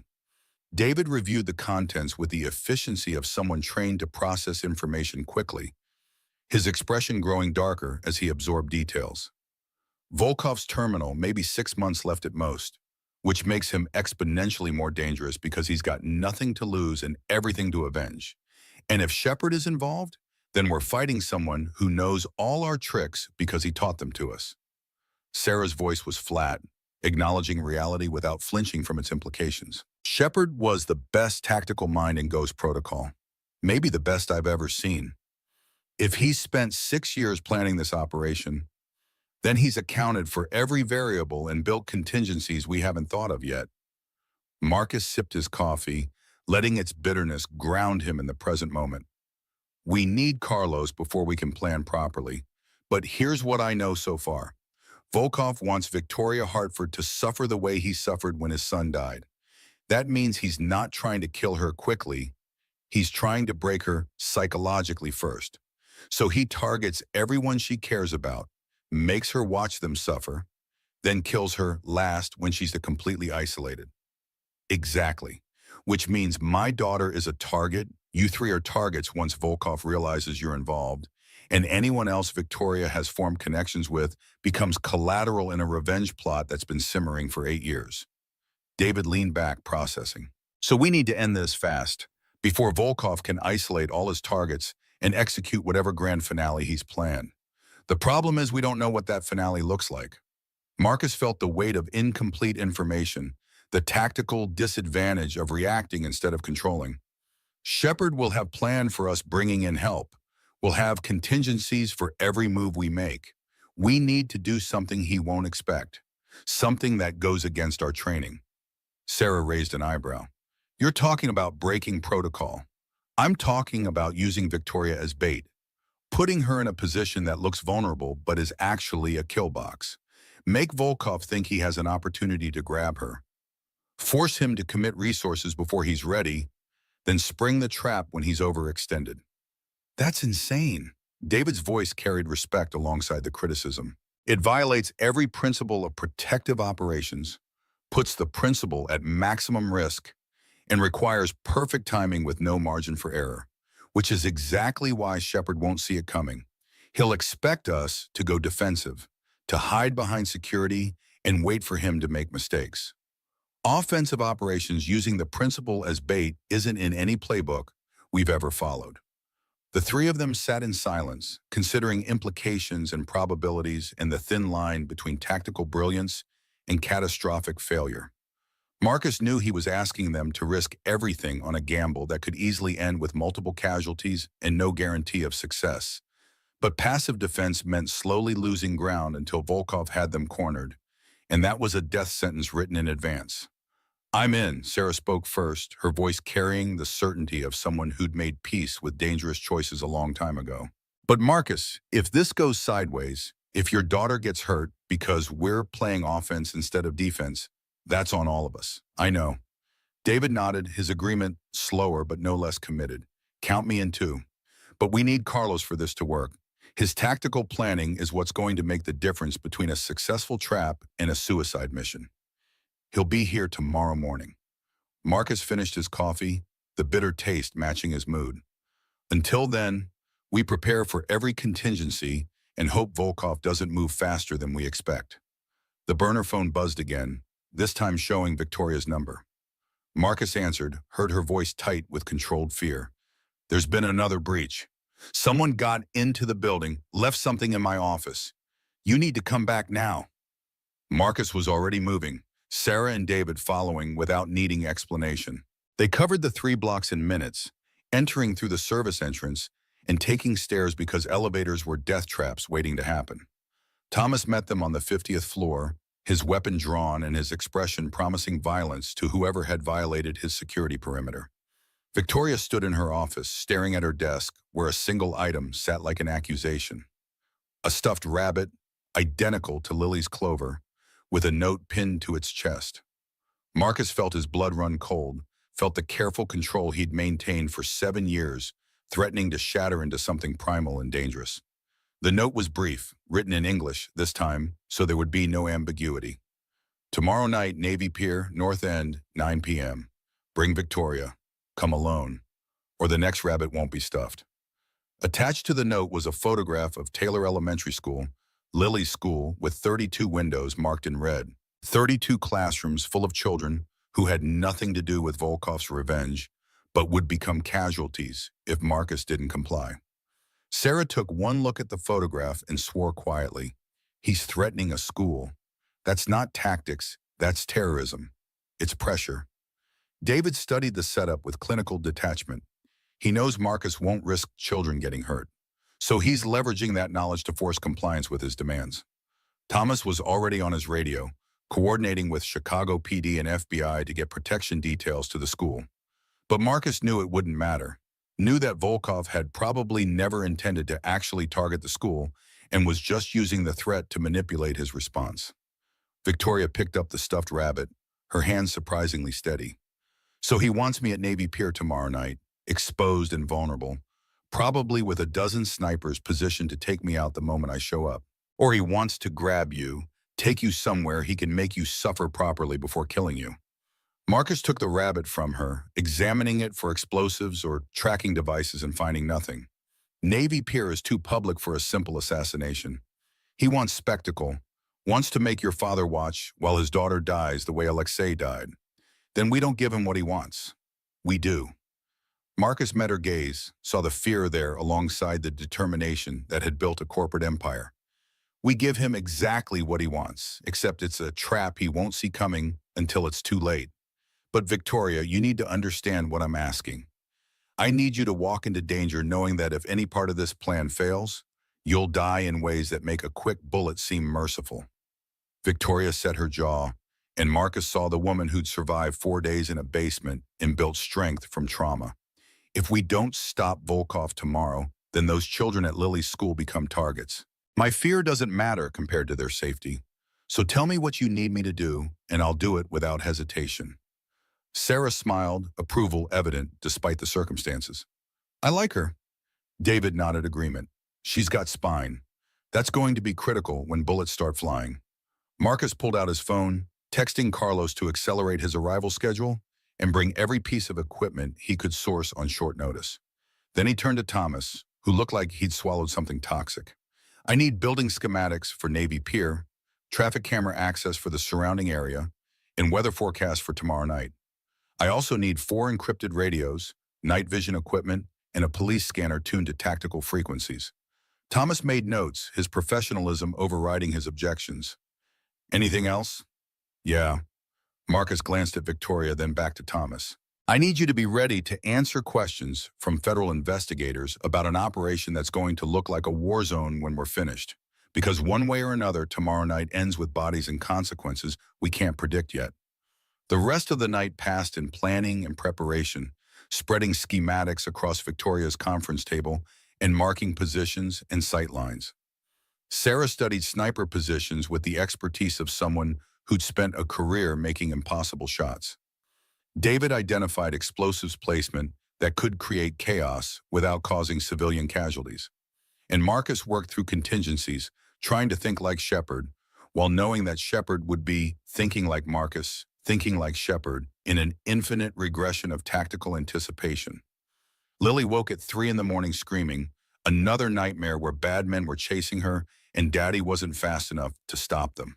Marcus held her while she cried, murmuring reassurances that felt hollow when he knew that tomorrow night would either end the threat permanently or get them all killed. Victoria appeared in the doorway, watching with an expression that suggested she understood exactly what was at stake. When Lily finally fell back asleep, Victoria gestured for Marcus to follow her to the living room. After tomorrow, if we survive this, I want to make you an offer. Head of Personal Security for Hartford Industries, $200,000 a year plus benefits, apartment in a building with actual working heat, and Lily goes to a school where she doesn't have to worry about men with guns. I'm not qualified. You're overqualified, and we both know it. Victoria poured herself whiskey, drank it quickly. Marcus, I've spent 8 years trying to find the man who saved me, trying to thank him properly for giving me back my life. Now I find out you've been cleaning my building for 18 months, living in poverty because you walked away from everything to raise your daughter alone. I made my choices, and those choices cost you everything. Victoria's voice was fierce, protective in a way that surprised them both. Let me help you build something better, not as charity, but as payment for what you're about to do tomorrow. Because I know what you're risking, know that you're putting yourself between me and Volkov's revenge, despite having every reason to just take Lily and run. Marcus met her gaze, seeing past the CEO armor to the woman underneath. Why does this matter so much to you? Because you showed me that good people exist when I'd given up believing it. Because your daughter deserves better than what she's gotten. And because, Victoria paused, searching for words, maybe I'm tired of being alone behind walls that keep everyone out, including the people who might actually give a damn whether I live or die. The vulnerability in her voice cut through Marcus's defenses more effectively than any tactical argument could have. He thought about Rachel, about the life they'd planned, and the future that died with her, and wondered if maybe there was space for something new to grow in the ruins of what he'd lost. Ask me again after tomorrow. If we're both still alive, I'll give you an answer. Victoria smiled, tired and genuine. Deal. Dawn came with gray clouds and the promise of rain, Chicago weather matching the grimness of their situation. Carlos Mendoza arrived at 7, driving up from Texas in a pickup truck loaded with equipment that was probably illegal in at least 12 states. He looked like he'd aged 5 years since Marcus last saw him, gray at the temples and lines around his eyes that spoke of too many years teaching high school kids who didn't want to learn. But when he spread out tactical maps and started marking positions, the old Carlos emerged, the one who'd planned operations that had saved dozens of lives and ended dozens more. His voice was calm and professional as he outlined their strategy, identifying weaknesses in Volkov's probable plan and exploitation points they could use. Navy Pier is both advantage and disadvantage. Carlos tapped the north end where Victoria was supposed to appear. Lots of civilian traffic even at night, which limits Volkov's ability to use heavy weapons or create large-scale chaos. But it also means lots of places to hide hostiles, lots of sight lines for snipers, lots of variables we can't control. So we control what we can. Sarah pointed to parking structures 400 yards south. I'll take position here, overwatch with thermal optics. Anyone moves on Victoria, I drop them before they get close. David indicated maintenance tunnels beneath the pier. I'll plant shaped charges here, here, and here. Nothing lethal, just enough noise and smoke to create confusion when we need it. Plus, I'll have medical gear staged in case things go bad. Thomas will coordinate with Chicago PD to establish a perimeter without making it obvious. Marcus traced evacuation routes with his finger. We can't have uniforms visible or Volkov will abort, but we need backup within 60 seconds if this goes sideways. And what's my role? Victoria's voice was steady, accepting her part in the plan without flinching. Besides standing in the open like target practice, you keep Volkov talking. Marcus met her eyes, needing her to understand the weight she'd be carrying. The longer he monologues about his suffering and his revenge, the more time we have to identify his support elements and neutralize them. He wants you scared and broken, so give him what he wants until the moment we spring the trap. What if he just shoots me immediately? He won't. Carlos's certainty carried the weight of experience. Volkov has been planning this for 8 years. He's not going to waste it on a quick execution when he can savor your suffering. That's our advantage. His need for revenge theater gives us the opening we need. They spent the rest of the day in preparation, checking equipment and reviewing plans until everyone could execute their roles unconsciously.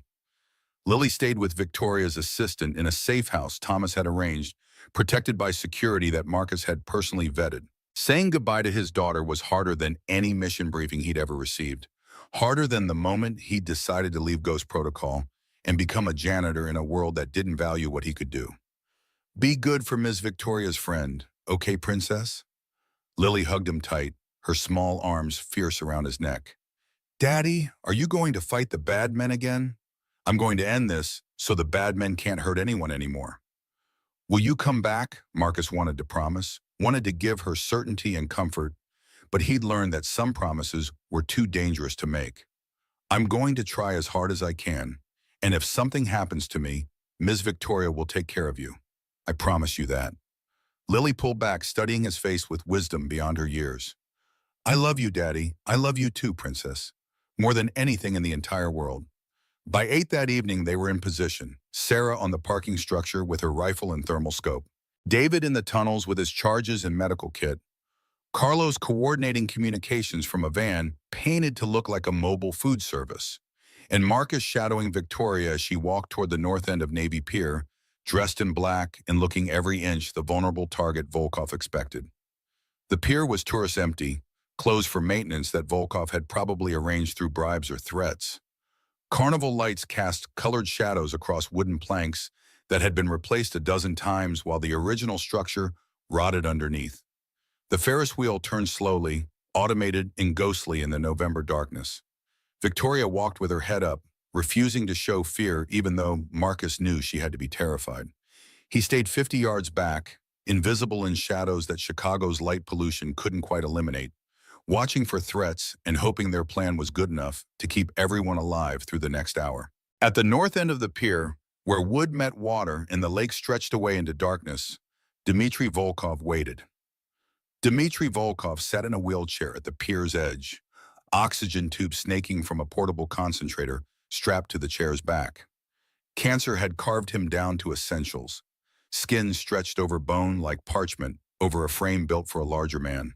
His gray hair caught the carnival lights, and his eyes held a particular emptiness that came from having nothing left to lose and everything left to take. Victoria stopped 20 feet away, her posture defiant despite the tremor Marcus could see in her hands. The wind off Lake Michigan cut through November cold, carrying spray that tasted of iron and distance. Miss Hartford. Volkov's voice carried a Russian accent softened by decades in America but never quite erased. You've grown into your father's daughter. All that power and certainty built on the graves of people like my son. Your son was holding me hostage when he died. Victoria's voice didn't waver. He made choices that had consequences. Consequences. Volkov smiled, the expression empty of anything resembling humor. Such a clean word for murder. Alexei was 22 years old. He had dreams, ambitions, a future that ended in a basement because your father refused to negotiate and sent killers instead of diplomats. He sent operators to extract me from criminals who were planning to execute me on camera.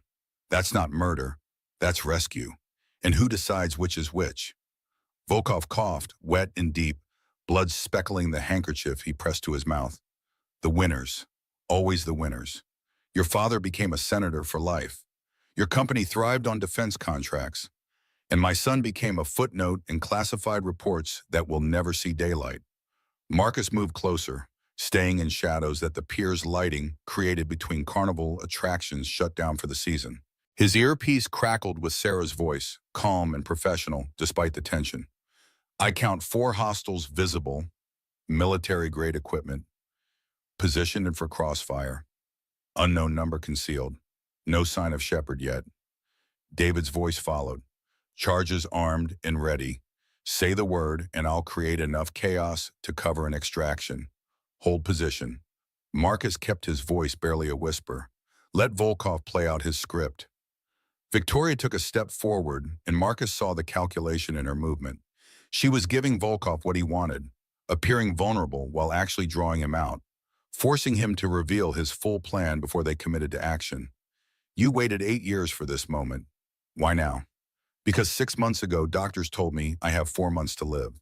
Maybe six if I'm lucky, though luck hasn't been part of my vocabulary since the day federal agents showed me photographs of my son's body. Volkov's hands trembled, not from fear, but from the disease eating through him. I spent 7 years in prison planning this moment, imagining every detail of how I would make you understand what you took from me. I didn't take anything from you. Your son made his own choices. He was following my orders. Volkov's composure cracked, rage bleeding through. I sent him on that job, told him it would prove he was ready for real responsibility. He wanted so badly to make me proud, to show he could handle high-stakes work. And you were just supposed to be leverage, a tool to use against your father's political career.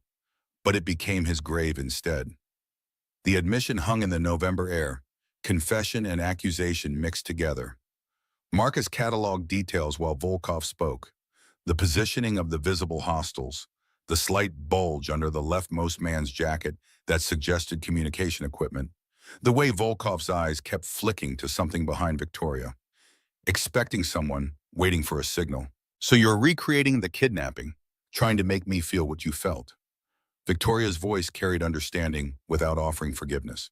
Using innocent people as leverage, threatening children at a school, all to make your pain feel justified, not recreating.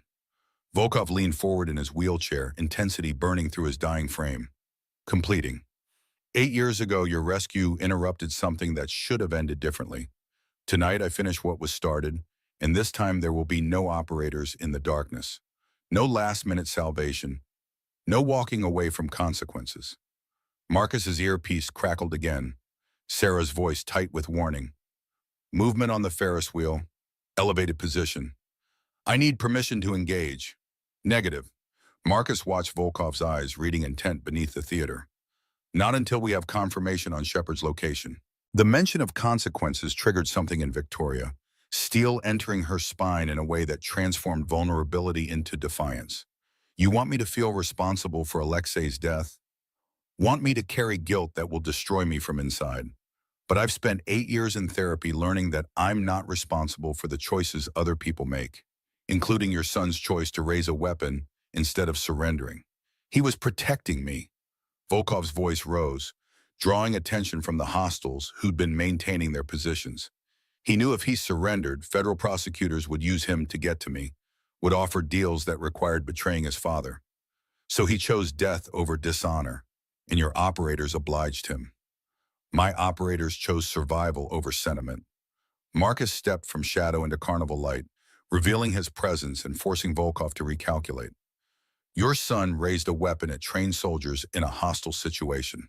The outcome was inevitable from the moment he made that choice. Volkov's expression shifted, recognition dawning across features already marked by death's approach. Ghost, I wondered if you'd show yourself or continue hiding in the shadows like the coward you have become. I stopped hiding the moment you threatened my daughter. Ah yes, the janitor's daughter, 7 years old, blonde hair, gap-toothed smile, clutching that ridiculous stuffed rabbit everywhere she goes. Volkov's smile was predatory, designed to inflict maximum psychological damage. Such a beautiful child. It would be tragic if she grew up without a father, the way Alexei never had the chance to grow up at all. Marcus felt rage building behind his carefully maintained control, felt the operator persona he'd buried for 7 years rising to the surface with violent intent. You touch my daughter, and there won't be enough of you left to bury even in the cheap coffin prison inmates get. Empty threats from a man who abandoned his brothers to die in foreign prisons. Volkov's words carried weight that staggered Marcus like a physical blow. Did you think I wouldn't learn about Yemen? About Shepard, left behind when your team evacuated because orders said to leave the dead? Except he wasn't dead, was he?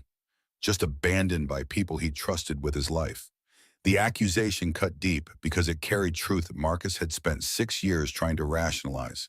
Yemen had been chaos, an extraction gone wrong when their asset turned out to be a trap. Shepard had taken fire covering their retreat, gone down in a building that collapsed 30 seconds later. Command had declared him KIA based on probability rather than confirmation, and Marcus had accepted that assessment because questioning orders wasn't part of Ghost protocol culture. Learning that Shepard had survived, that he'd spent years in a black site prison while his team moved on without him, made every rationalization feel hollow. James Brennan sends his regards. Volkov gestured toward the Ferris wheel, where movement resolved into a figure descending from the operator's cabin. He's been quite helpful these past 6 months, providing intelligence about Ghost Protocol procedures and the personal details that make revenge so much more satisfying.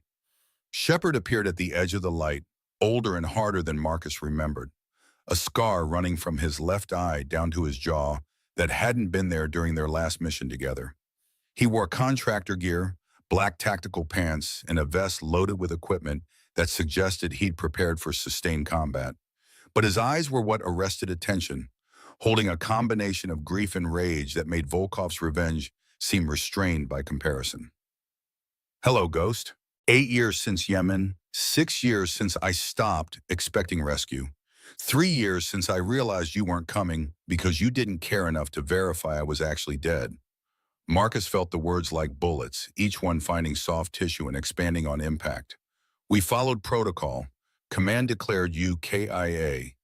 The building collapsed with you inside, and you believed them without question, without demanding proof, without pushing back on orders that were convenient lies designed to avoid embarrassing extraction failures.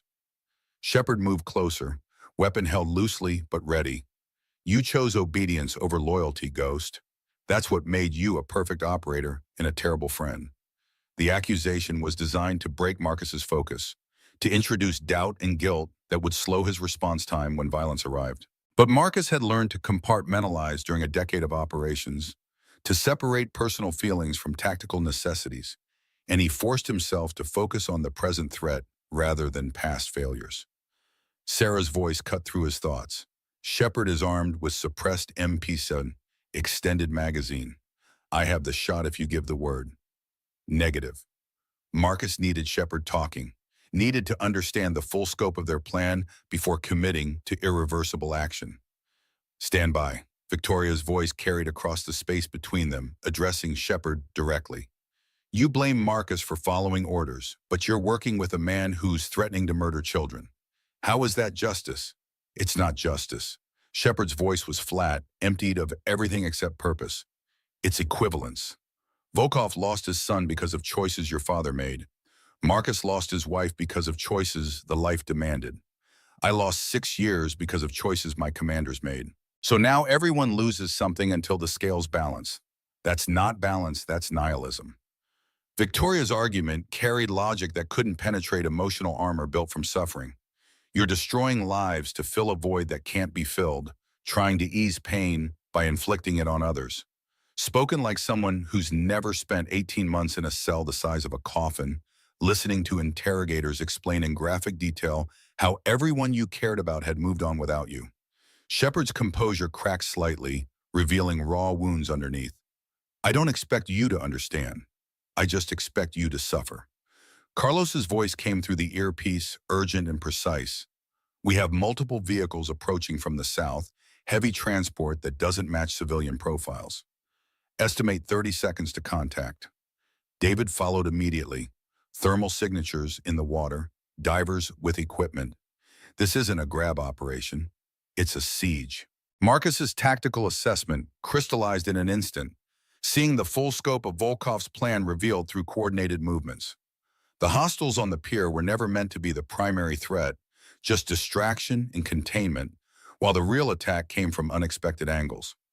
Vehicles would cut off ground escape routes, divers would prevent water extraction, and Shepard would coordinate the assault that ended with Victoria dead and Marcus destroyed by having failed to protect another person he cared about.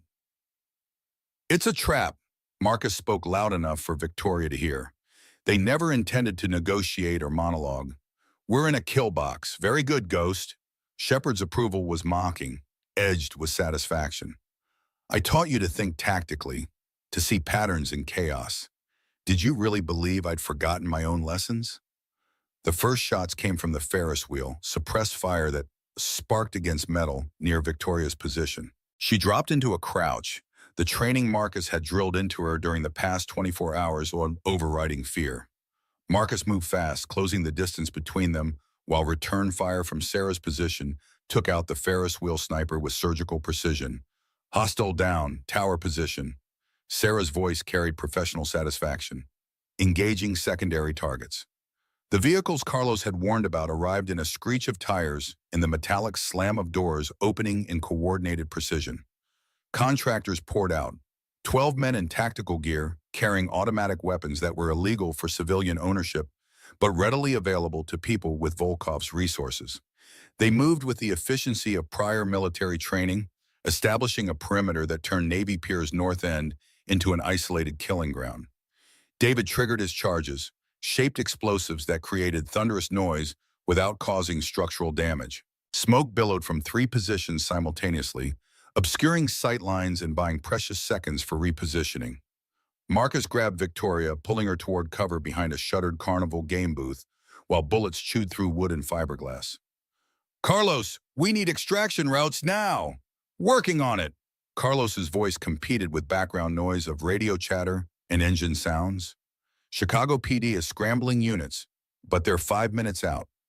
FBI is mobilizing hostage rescue, but that's 15 minutes minimum. You're on your own until backup arrives. Divers are breaching the pier from below. David's voice carried urgency. "I can drop them with the remaining charges, but that uses our last advantage. Do it." Marcus covered Victoria while scanning for Shepard, knowing the real threat wasn't the contractors following orders, but the operator who'd planned this assault. "Take out the divers and collapse that section of pier. We'll deal with consequences later." The underwater charges detonated with muffled thumps that sent water geysers 30 feet into the November air. Screams followed, divers caught in overpressure waves that ruptured organs and shattered bone. A section of pier collapsed into Lake Michigan, old wood giving way under stress it was never designed to handle. Tourists who might have been standing there during normal operations would have died, but tonight the only casualties were people who'd come prepared to kill. Sarah's rifle continued its methodical work, dropping contractors who exposed themselves while seeking firing positions. Her voice remained calm despite the chaos. "I count 14 hostiles remaining, plus Volkov and Shepard. You need to move Victoria before they bring in the second wave." "Second wave?" Victoria's voice carried disbelief alongside fear. "How many people did Volkov hire?" "Enough to ensure success." Shepard's voice came from new position, relocated during the chaos. "You're thinking like civilians, assuming this ends when you fight off the first assault. But Volkov spent 8 years and most of his remaining fortune making certain there would be no escape, no last-minute salvation, no walking away from consequences this time." Marcus processed information while moving Victoria between cover points, using carnival equipment as improvised barriers against incoming fire. Shepard was right about them thinking too small, assuming Volkov's revenge would follow conventional patterns. But a dying man with unlimited resources and 6 months of planning time could create contingencies that outlasted any single defensive operation. The revelation crystallized into a terrible understanding. Volkov never intended to survive this night.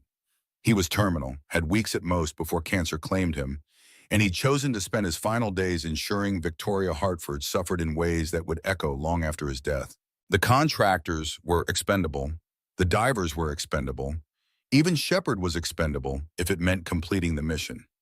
He's going to kill himself and take as many people with him as possible. Marcus spoke into his radio while returning fire at contractors trying to flank their position. "This isn't a rescue or an assassination. It's a suicide attack with Victoria as the primary target and everyone else as acceptable collateral. Then we need to abort, extract Victoria, and let federal authorities handle the cleanup." Thomas's voice carried command authority that worked in boardrooms but not battlefields. "I'm ordering you to disengage and fall back to the secondary position." "Negative." Marcus kept his voice level despite adrenaline and urgency. "We fall back and Volkov follows. He'll track Victoria to whatever safe house you've arranged. We'll wait until our guard drops, then strike again. This ends tonight or it never ends." Sarah's voice cut through the argument, thermal signatures showing movement in the collapsed section. Some of those divers survived, and they're climbing back onto the pier. "David, I need you to relocate before they flank your position. Already moving." David's breathing came hard through the radio. "I'm consolidating the medical equipment at the extraction point." Then I'm coming to you with what's left of the explosives. The carnival booth exploded beside them, RPG round turning fiberglass and wood into shrapnel that peppered Marcus's back. He covered Victoria with his body, felt impacts that would leave bruises but not penetrate, then dragged her toward deeper cover as contractors advanced under the smokescreen created by their own ordnance. Victoria was breathing hard, her expensive clothes torn and dirty, blood running from a cut above her left eye where shrapnel had grazed her. But her voice remained steady when she spoke, terror pushed aside by determination that Marcus recognized from his own mirror in darker times. I'm not gonna die hiding behind carnival games while people shoot at me. Tell me what you need me to do. Stay alive long enough for backup to arrive, then testify that everything we did tonight was self-defense. That's not a plan, that's hope with bullets. Marcus reloaded his weapon, the muscle memory so ingrained he didn't need to look at what his hands were doing. Sometimes hope with bullets is all you get. The difference between operators and civilians is that we've learned to make it enough. The words felt like something worth remembering if either of them survived long enough to reminisce about tonight. Victoria nodded, accepting the reality of their situation with a grace that suggested she'd inherited more from her father than just ambition and political instincts. Shepard appeared through the smoke, weapon raised and tracking toward Victoria with the precision of someone who'd made this exact shot 1,000 times in training. Marcus moved on instinct, putting himself between the weapon and the target, and the rounds that should have killed Victoria Harford struck Marcus Cole's body armor instead. The impacts felt like sledgehammer blows, stealing breath and cracking ribs, but the armor held, and Marcus returned fire while falling backward. Shepard rolled behind cover, Marcus's rounds sparking against metal where he'd been standing. The operator's voice came from the darkness, carrying disappointment and resignation mixed together. You always were the fastest on the draw, Ghost. I'd forgotten how good you were at protecting people who probably don't deserve it. She doesn't deserve to die for her father's choices or your grievances against me. Marcus coughed, tasting copper where a rib fragment had probably punctured something internal. Let her go and I'll give you what you really want. The chance to kill the man who left you behind. Tempting. But no. Shepard's refusal carried finality that closed off negotiation. Volkov's paying my fee whether I live or die, and I made promises to a dying man that I intend to keep. Besides, Ghost, killing you doesn't balance the scales. Watching you fail to protect someone else you care about, seeing you live with that guilt the way I've lived with being abandoned, that's the revenge I actually want. The admission revealed strategy beneath tactics, showed that Shepard's real goal wasn't Victoria's death, but Marcus's suffering. The knowledge created opportunity, a weakness they could exploit if Marcus was willing to gamble everything on reading his former commander's psychology correctly. Sarah, Carlos, David. Marcus spoke quickly, knowing time was compressing toward violence that would end with casualties one way or another. New plan. Victoria and I are going to move toward Volkov's position, make Shepard think we're trying to neutralize the principal target. When he repositions to intercept, you take him. That's using yourself as bait. Sarah's objection carried concern masked as tactical assessment. If Shepard suspects the trap, you'll be exposed with nowhere to hide. Then make sure he doesn't suspect. Marcus helped Victoria to her feet, their eyes meeting in shared understanding of what he was asking her to risk. Carlos, I need you to coordinate with Chicago PD when they arrive. Keep them from shooting us in the confusion. David, you're on medical standby because someone's going to need it before this night ends. The contractors were regrouping, using the smoke cover to advance position by position toward Marcus and Victoria's increasingly limited defensive perimeter.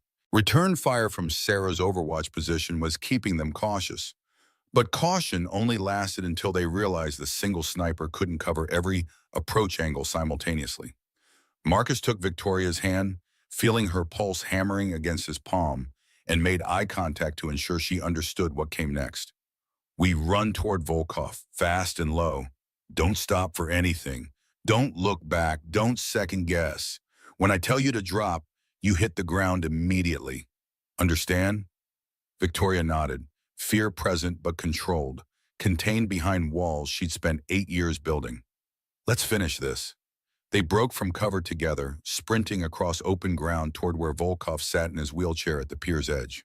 Contractors shouted warnings, weapons tracking their movement, but Sarah's covering fire kept heads down during the critical seconds it took to cross 30 yards of exposure. Marcus could hear Shepard repositioning, moving to intercept their apparent suicide run toward Volkov, exactly as predicted. The old man watched their approach with satisfaction that bordered on ecstasy, believing his revenge was moments from completion. He raised one trembling hand, probably signaling Shepard to take the shot, probably imagining Victoria's death and Marcus's devastation as the culmination of 8 years planning. Marcus counted steps, measured distance, calculated angles and probabilities with the part of his brain that had been trained to make these assessments unconsciously. 20 feet from Volkov. 15. 10. Shepard would be lining up the shot now, finger taking up trigger, slack, breathing controlled and steady despite the chaos surrounding them. Drop! Victoria hit the pier, planking hard, momentum carrying her into a slide that brought her to rest at Volkov's wheelchair. Marcus dropped beside her, covering her body with his own, and Sarah's rifle spoke from 400 yards away with the authority of absolute expertise. The round caught Shepard's center mass, .338 Lapua Magnum, traveling at 3,000 feet per second, designed to defeat body armor and had been doing so since Sarah had been making shots like this for a living. Shepard went down, his weapon clattering across the wooden pier, and his voice when it came was wet and labored. Well played, Ghost. I taught you too well. Marcus kept his weapon trained on Volkov while helping Victoria to her feet. The old man was laughing, a sound like paper tearing, blood flecking his lips where cancer and violence were conspiring toward the same endpoint. You think you've won? Volkov's laughter dissolved into coughing that racked his entire frame. This was never about whether I survived, Ghost. I was dead 6 months ago when doctors delivered their diagnosis. This was about making certain you understood loss the way I understand it, about leaving scars that won't heal even after I'm gone. Marcus moved Victoria behind him, keeping her shielded while scanning for contractors who might still be active threats. The shooting had stopped, Sarah's overwatch and the sound of approaching sirens convincing the survivors that their paycheck wasn't worth prison time or worse. Your son is still dead, Volkov. Victoria's voice carried across the space between them, empty of triumph or satisfaction. Tonight doesn't change that. This whole operation, all this death and suffering, and Alexei is still just as dead as he was when this started. But now you'll remember him. Volkov's smile held triumph despite his deteriorating physical state. Every time you see a carnival, smell lake water, hear Russian accents, or watch children laugh, you'll remember this night. You'll remember that your comfortable life was built on graves, that people died so you could be rescued, that consequences exist even for the children of senators. The admission contained truth that Victoria would probably carry for the rest of her life, trauma layered on existing trauma in ways that therapy could address but never fully resolve.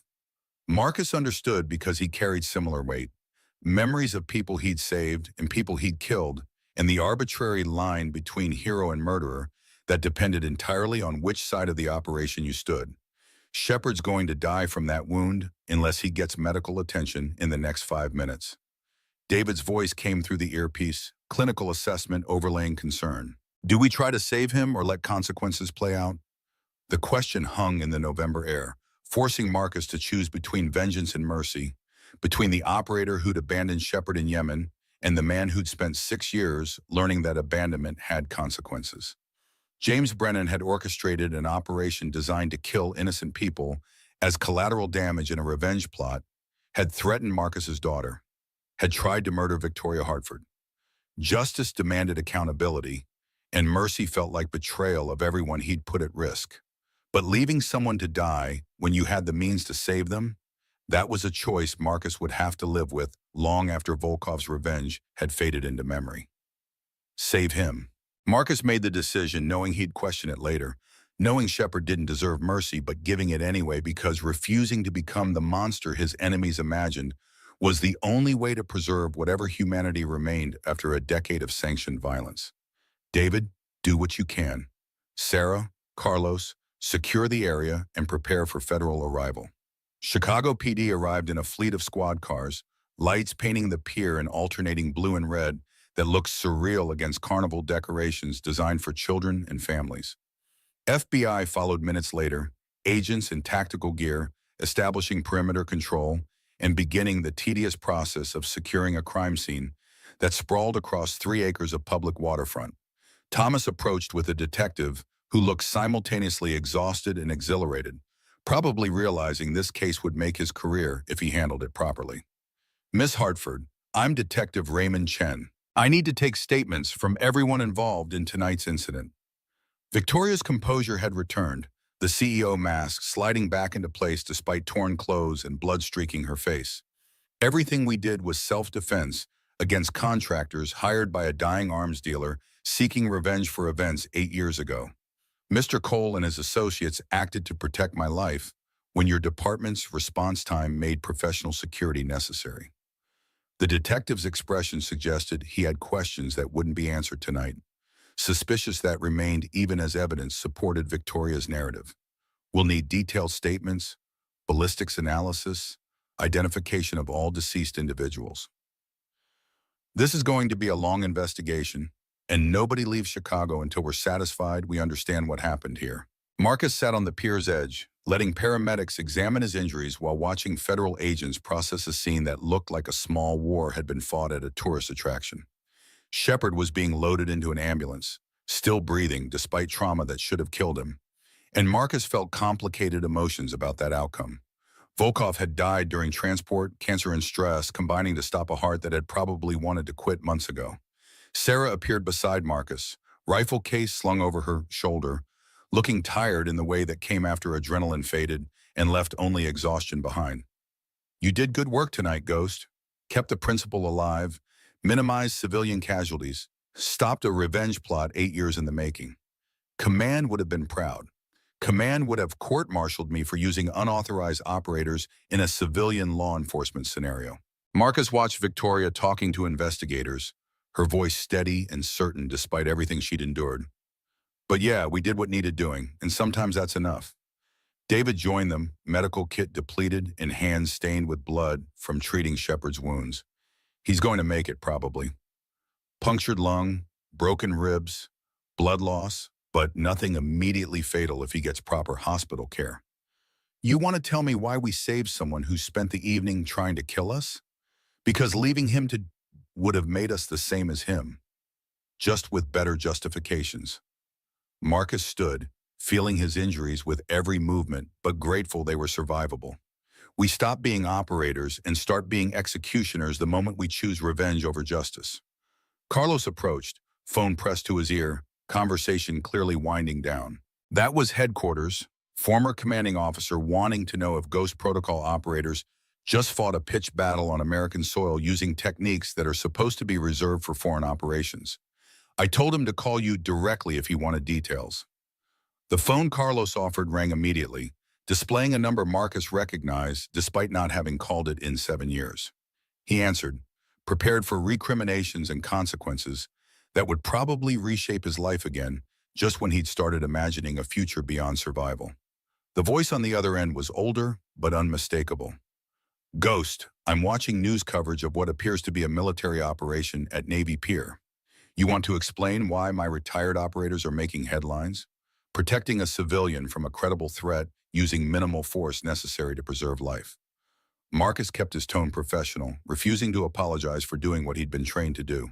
Sir, with respect, I left Ghost Protocol 7 years ago specifically so I wouldn't have to justify tactical decisions to people who aren't present for the operation. Fair enough, but Ghost, this isn't going away quietly. Federal investigators will want answers, congressional committees will want oversight hearings, and the media will want heroes or villains depending on which narrative sells better. You ready for that kind of scrutiny? No, sir, but I'm ready to protect my daughter from the consequences of my past, and if that means answering questions in front of cameras and committees, then I'll do what's necessary. The line was quiet for a moment before his former commander spoke again. For what it's worth, you made the right calls tonight. Brennan was compromised, Volkov was terminal and dangerous, and you kept civilian casualties to 0 despite fighting in a populated area. That's textbook execution under impossible constraints. Thank you, sir. It means more than you probably realize. Stay safe, Ghost. Tatumbi at Baibaon Mahanos. And tell your daughter she has a father worth being proud of. The call ended, leaving Marcus standing on a pier that smelled of gunpowder and lake water, surrounded by evidence of violence that would probably be studied in tactical training courses for years to come. Victoria finished with investigators and walked toward him, exhaustion evident in every movement, but determination still visible in her eyes. They want us to come in tomorrow for formal statements, probably several hours of detailed questioning about every decision we made. My lawyers are already preparing documentation that shows this was self-defense against an unprovoked assault. Will that be enough? Victoria's smile was tired but genuine. I'm a CEO with resources and connections. You're a veteran who acted to protect civilians from credible threats. And we have a dozen witnesses plus security footage showing Volkov's people fired first. We'll be fine legally. Psychologically might take longer. Marcus thought about Lily, about explaining tonight in terms a 7-year-old could understand, about whether she'd still look at him the same way after learning her father had killed people to protect someone they'd known for less than a week. The weight of parenthood mixed with operational necessity in ways that made his chest tight. Victoria seemed to read his thoughts, her hand finding his in a gesture that was comfort and connection mixed together. Lily is going to need her father when this is over. Not Ghost, not the operator, just Marcus Cole, who makes pancakes and braids hair and shows up every single day despite how hard it gets. What if Marcus Cole isn't enough? What if she needs someone who isn't broken by the things he's done? Then she gets a father who's honest about being broken, but shows up anyway, who acknowledges his scars while teaching her that wounds heal even when they leave marks. Victoria's voice carried certainty that felt like an anchor in chaos. Marcus, you saved my life twice now. Let me help you build something better than survival for you and Lily. The offer hung between them, possibility replacing the resignation Marcus had carried for 7 years. He thought about Rachel, about the life they'd planned and the future that died with her, and wondered if maybe she'd want him to find happiness again instead of embalming her memory in martyrdom and sacrifice. Ask me again in the morning, when the adrenaline fades and we can think clearly. Victoria nodded, accepting the delay without pushing. Tomorrow morning, over chocolate chip pancakes, I'll make you a formal offer. $200,000 a year, benefits, security position where your skills matter, and Lily goes to a school where she never has to worry about threats following her from her father's past. That's not just a job offer, that's a second chance. Everyone deserves a second chance, especially people who've earned it by protecting others when they could have just walked away. Victoria squeezed his hand, then released it to address the approaching FBI agents, who had more questions than any of them had energy to answer. 3 weeks later, Marcus sat in Lincoln Park watching Lily play on swings that looked nothing like the ones near their old apartment. The playground was in a neighborhood where schools had funding and apartments had heat, where his daughter's future looked less like survival and more like possibility. Victoria joined him on the bench, 2 cups of coffee from a place that charged $5 for what used to cost 1. She traded her power suits for weekend casual, jeans and a sweater that made her look younger and less armored against the world. Lily jumped off the swing mid-arc, landing with the confidence of a child who'd learned that sometimes taking risks was okay if you had people to catch you when things went wrong. She ran over, breathless and grinning, her stuffed rabbit tucked under one arm. Did you see? I flew. You did, like the best bird in the sky. Lily took both their hands, positioning herself between Marcus and Victoria in a configuration that was becoming familiar. Can we get ice cream? It's 10 in the morning. Ice cream doesn't have a time, Daddy. It just is. Victoria laughed, the sound genuine and unguarded in ways Marcus was learning to recognize. The kid makes a good point. Maybe we should listen to her wisdom. They walked together toward the ice cream cart, 3 people who'd found each other through violence and trauma and were building something new from the ruins of what they'd lost. Lily chattered about school and friends and a science project about butterflies that she needed help with, her voice filling silences that had felt permanent just weeks ago. At the ice cream cart, Lily ordered strawberry with extra sprinkles. Victoria got vanilla. Marcus chose chocolate, and when Lily asked why he always picked chocolate, his answer came without thinking. Because your mom used to say chocolate was the secret to happiness, and she was right about most things. Lily considered this while working on her ice cream, thoughtful in the way children could be when processing big ideas. "Daddy, do you think Mom would like Ms. Victoria?" The question caught Marcus off guard, forcing him to consider things he'd been avoiding thinking about too directly. He looked at Victoria, saw her watching him with vulnerability and hope mixed together, and felt something in his chest loosen that had been tight since Rachel's death. "Yeah, Princess. I think she'd like her a lot. I think she'd be glad that we found someone who cares about us." Lily nodded, satisfied with this answer, and turned to Victoria. "Then you should come to my science fair next week. Daddy's really bad at art stuff, and I need someone who knows about making things look pretty." Victoria's eyes filled with tears she didn't try to hide, emotion breaking through the control she'd maintained for 8 years. "I would be honored to help with your science fair project. And Lily, for the record, e- your daddy is good at the things that matter most, even if art isn't his strongest skill." They sat on a park bench, three people eating ice cream in November cold that felt less harsh than it should have. Marcus thought about the choices that had brought him here, about Yemen and Virginia and Navy Pier, about how some decisions echoed across years in ways nobody could predict. His daughter was safe. The woman he'd saved 8 years ago was becoming someone he cared about in ways that felt like possibility rather than obligation. And somewhere in Chicago, James Brennan was recovering in federal custody, facing charges that would probably keep him imprisoned for whatever remained of his life. The scales would never balance perfectly. Marcus understood that now. Alexei Volkov would never be less dead. Rachel would never come back. And the years Shepard spent in captivity would never be restored. But maybe balance wasn't the point. Maybe the point was choosing mercy over vengeance, building rather than destroying, showing up every day despite how hard it got. Lily finished her ice cream and looked up at Marcus with eyes that held her mother's kindness and her father's determination. "Daddy, are we safe now? Really safe, not just pretending?" Marcus pulled her close, feeling Victoria's hand find his on the bench between them. "Yeah, Princess, we're safe. The bad men are gone, and the good people are here."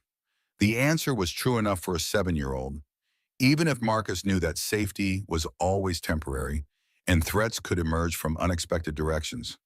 But for now, in this moment, with ice cream melting and November sun breaking through clouds, they had something that felt like peace. And sometimes peace was enough. Sometimes it was everything. Victoria's voice was quiet when she spoke, meant for Marcus rather than Lily. "Thank you for giving me a second chance at having something resembling a family. I know it's complicated. Know we're all carrying damage that won't heal overnight. But Marcus, I want you to know that having you and Lily in my life has given me something I thought I'd lost 8 years ago in that basement." "What's that?" "Hope. Not the abstract concept, but the actual feeling that tomorrow might be better than today. That connection is possible even after trauma tried to convince me otherwise." Marcus met her eyes, seeing past the CEO and the survivor to the woman underneath who was as scared and hopeful as he was. "We're all broken in different ways, trying to figure out how the pieces fit together. Maybe that's what makes us work, understanding that perfection isn't the goal, just showing up and trying is enough." Lily looked up at both of them, wisdom beyond her years evident in her expression. "You guys are being super serious about ice cream. It's supposed to make you happy, not philosophical." They laughed, the tension breaking into something lighter and more sustainable. Marcus stood, offering his hand to Victoria while Lily ran ahead toward the playground again, her stuffed rabbit bouncing with each step. "Come on, let's go watch our daughter play before she decides she's too old for swings and we miss this phase entirely." "Our daughter," Victoria tested the words, liking how they sounded despite the presumption they carried. "Are we doing this, Marcus? Actually building something real instead of just processing trauma together?" "I think we've been building something real for 3 weeks now. We just haven't admitted it out loud yet." They walked toward the playground together, hands linked, watching a 7-year-old girl who'd survived threats she shouldn't have faced and was choosing joy despite everything. The future was uncertain, complicated by past trauma and present challenges, but it existed as possibility rather than just obligation. And sometimes, Marcus thought, while watching Lily fly higher on the swings, possibility was exactly what second chances looked like.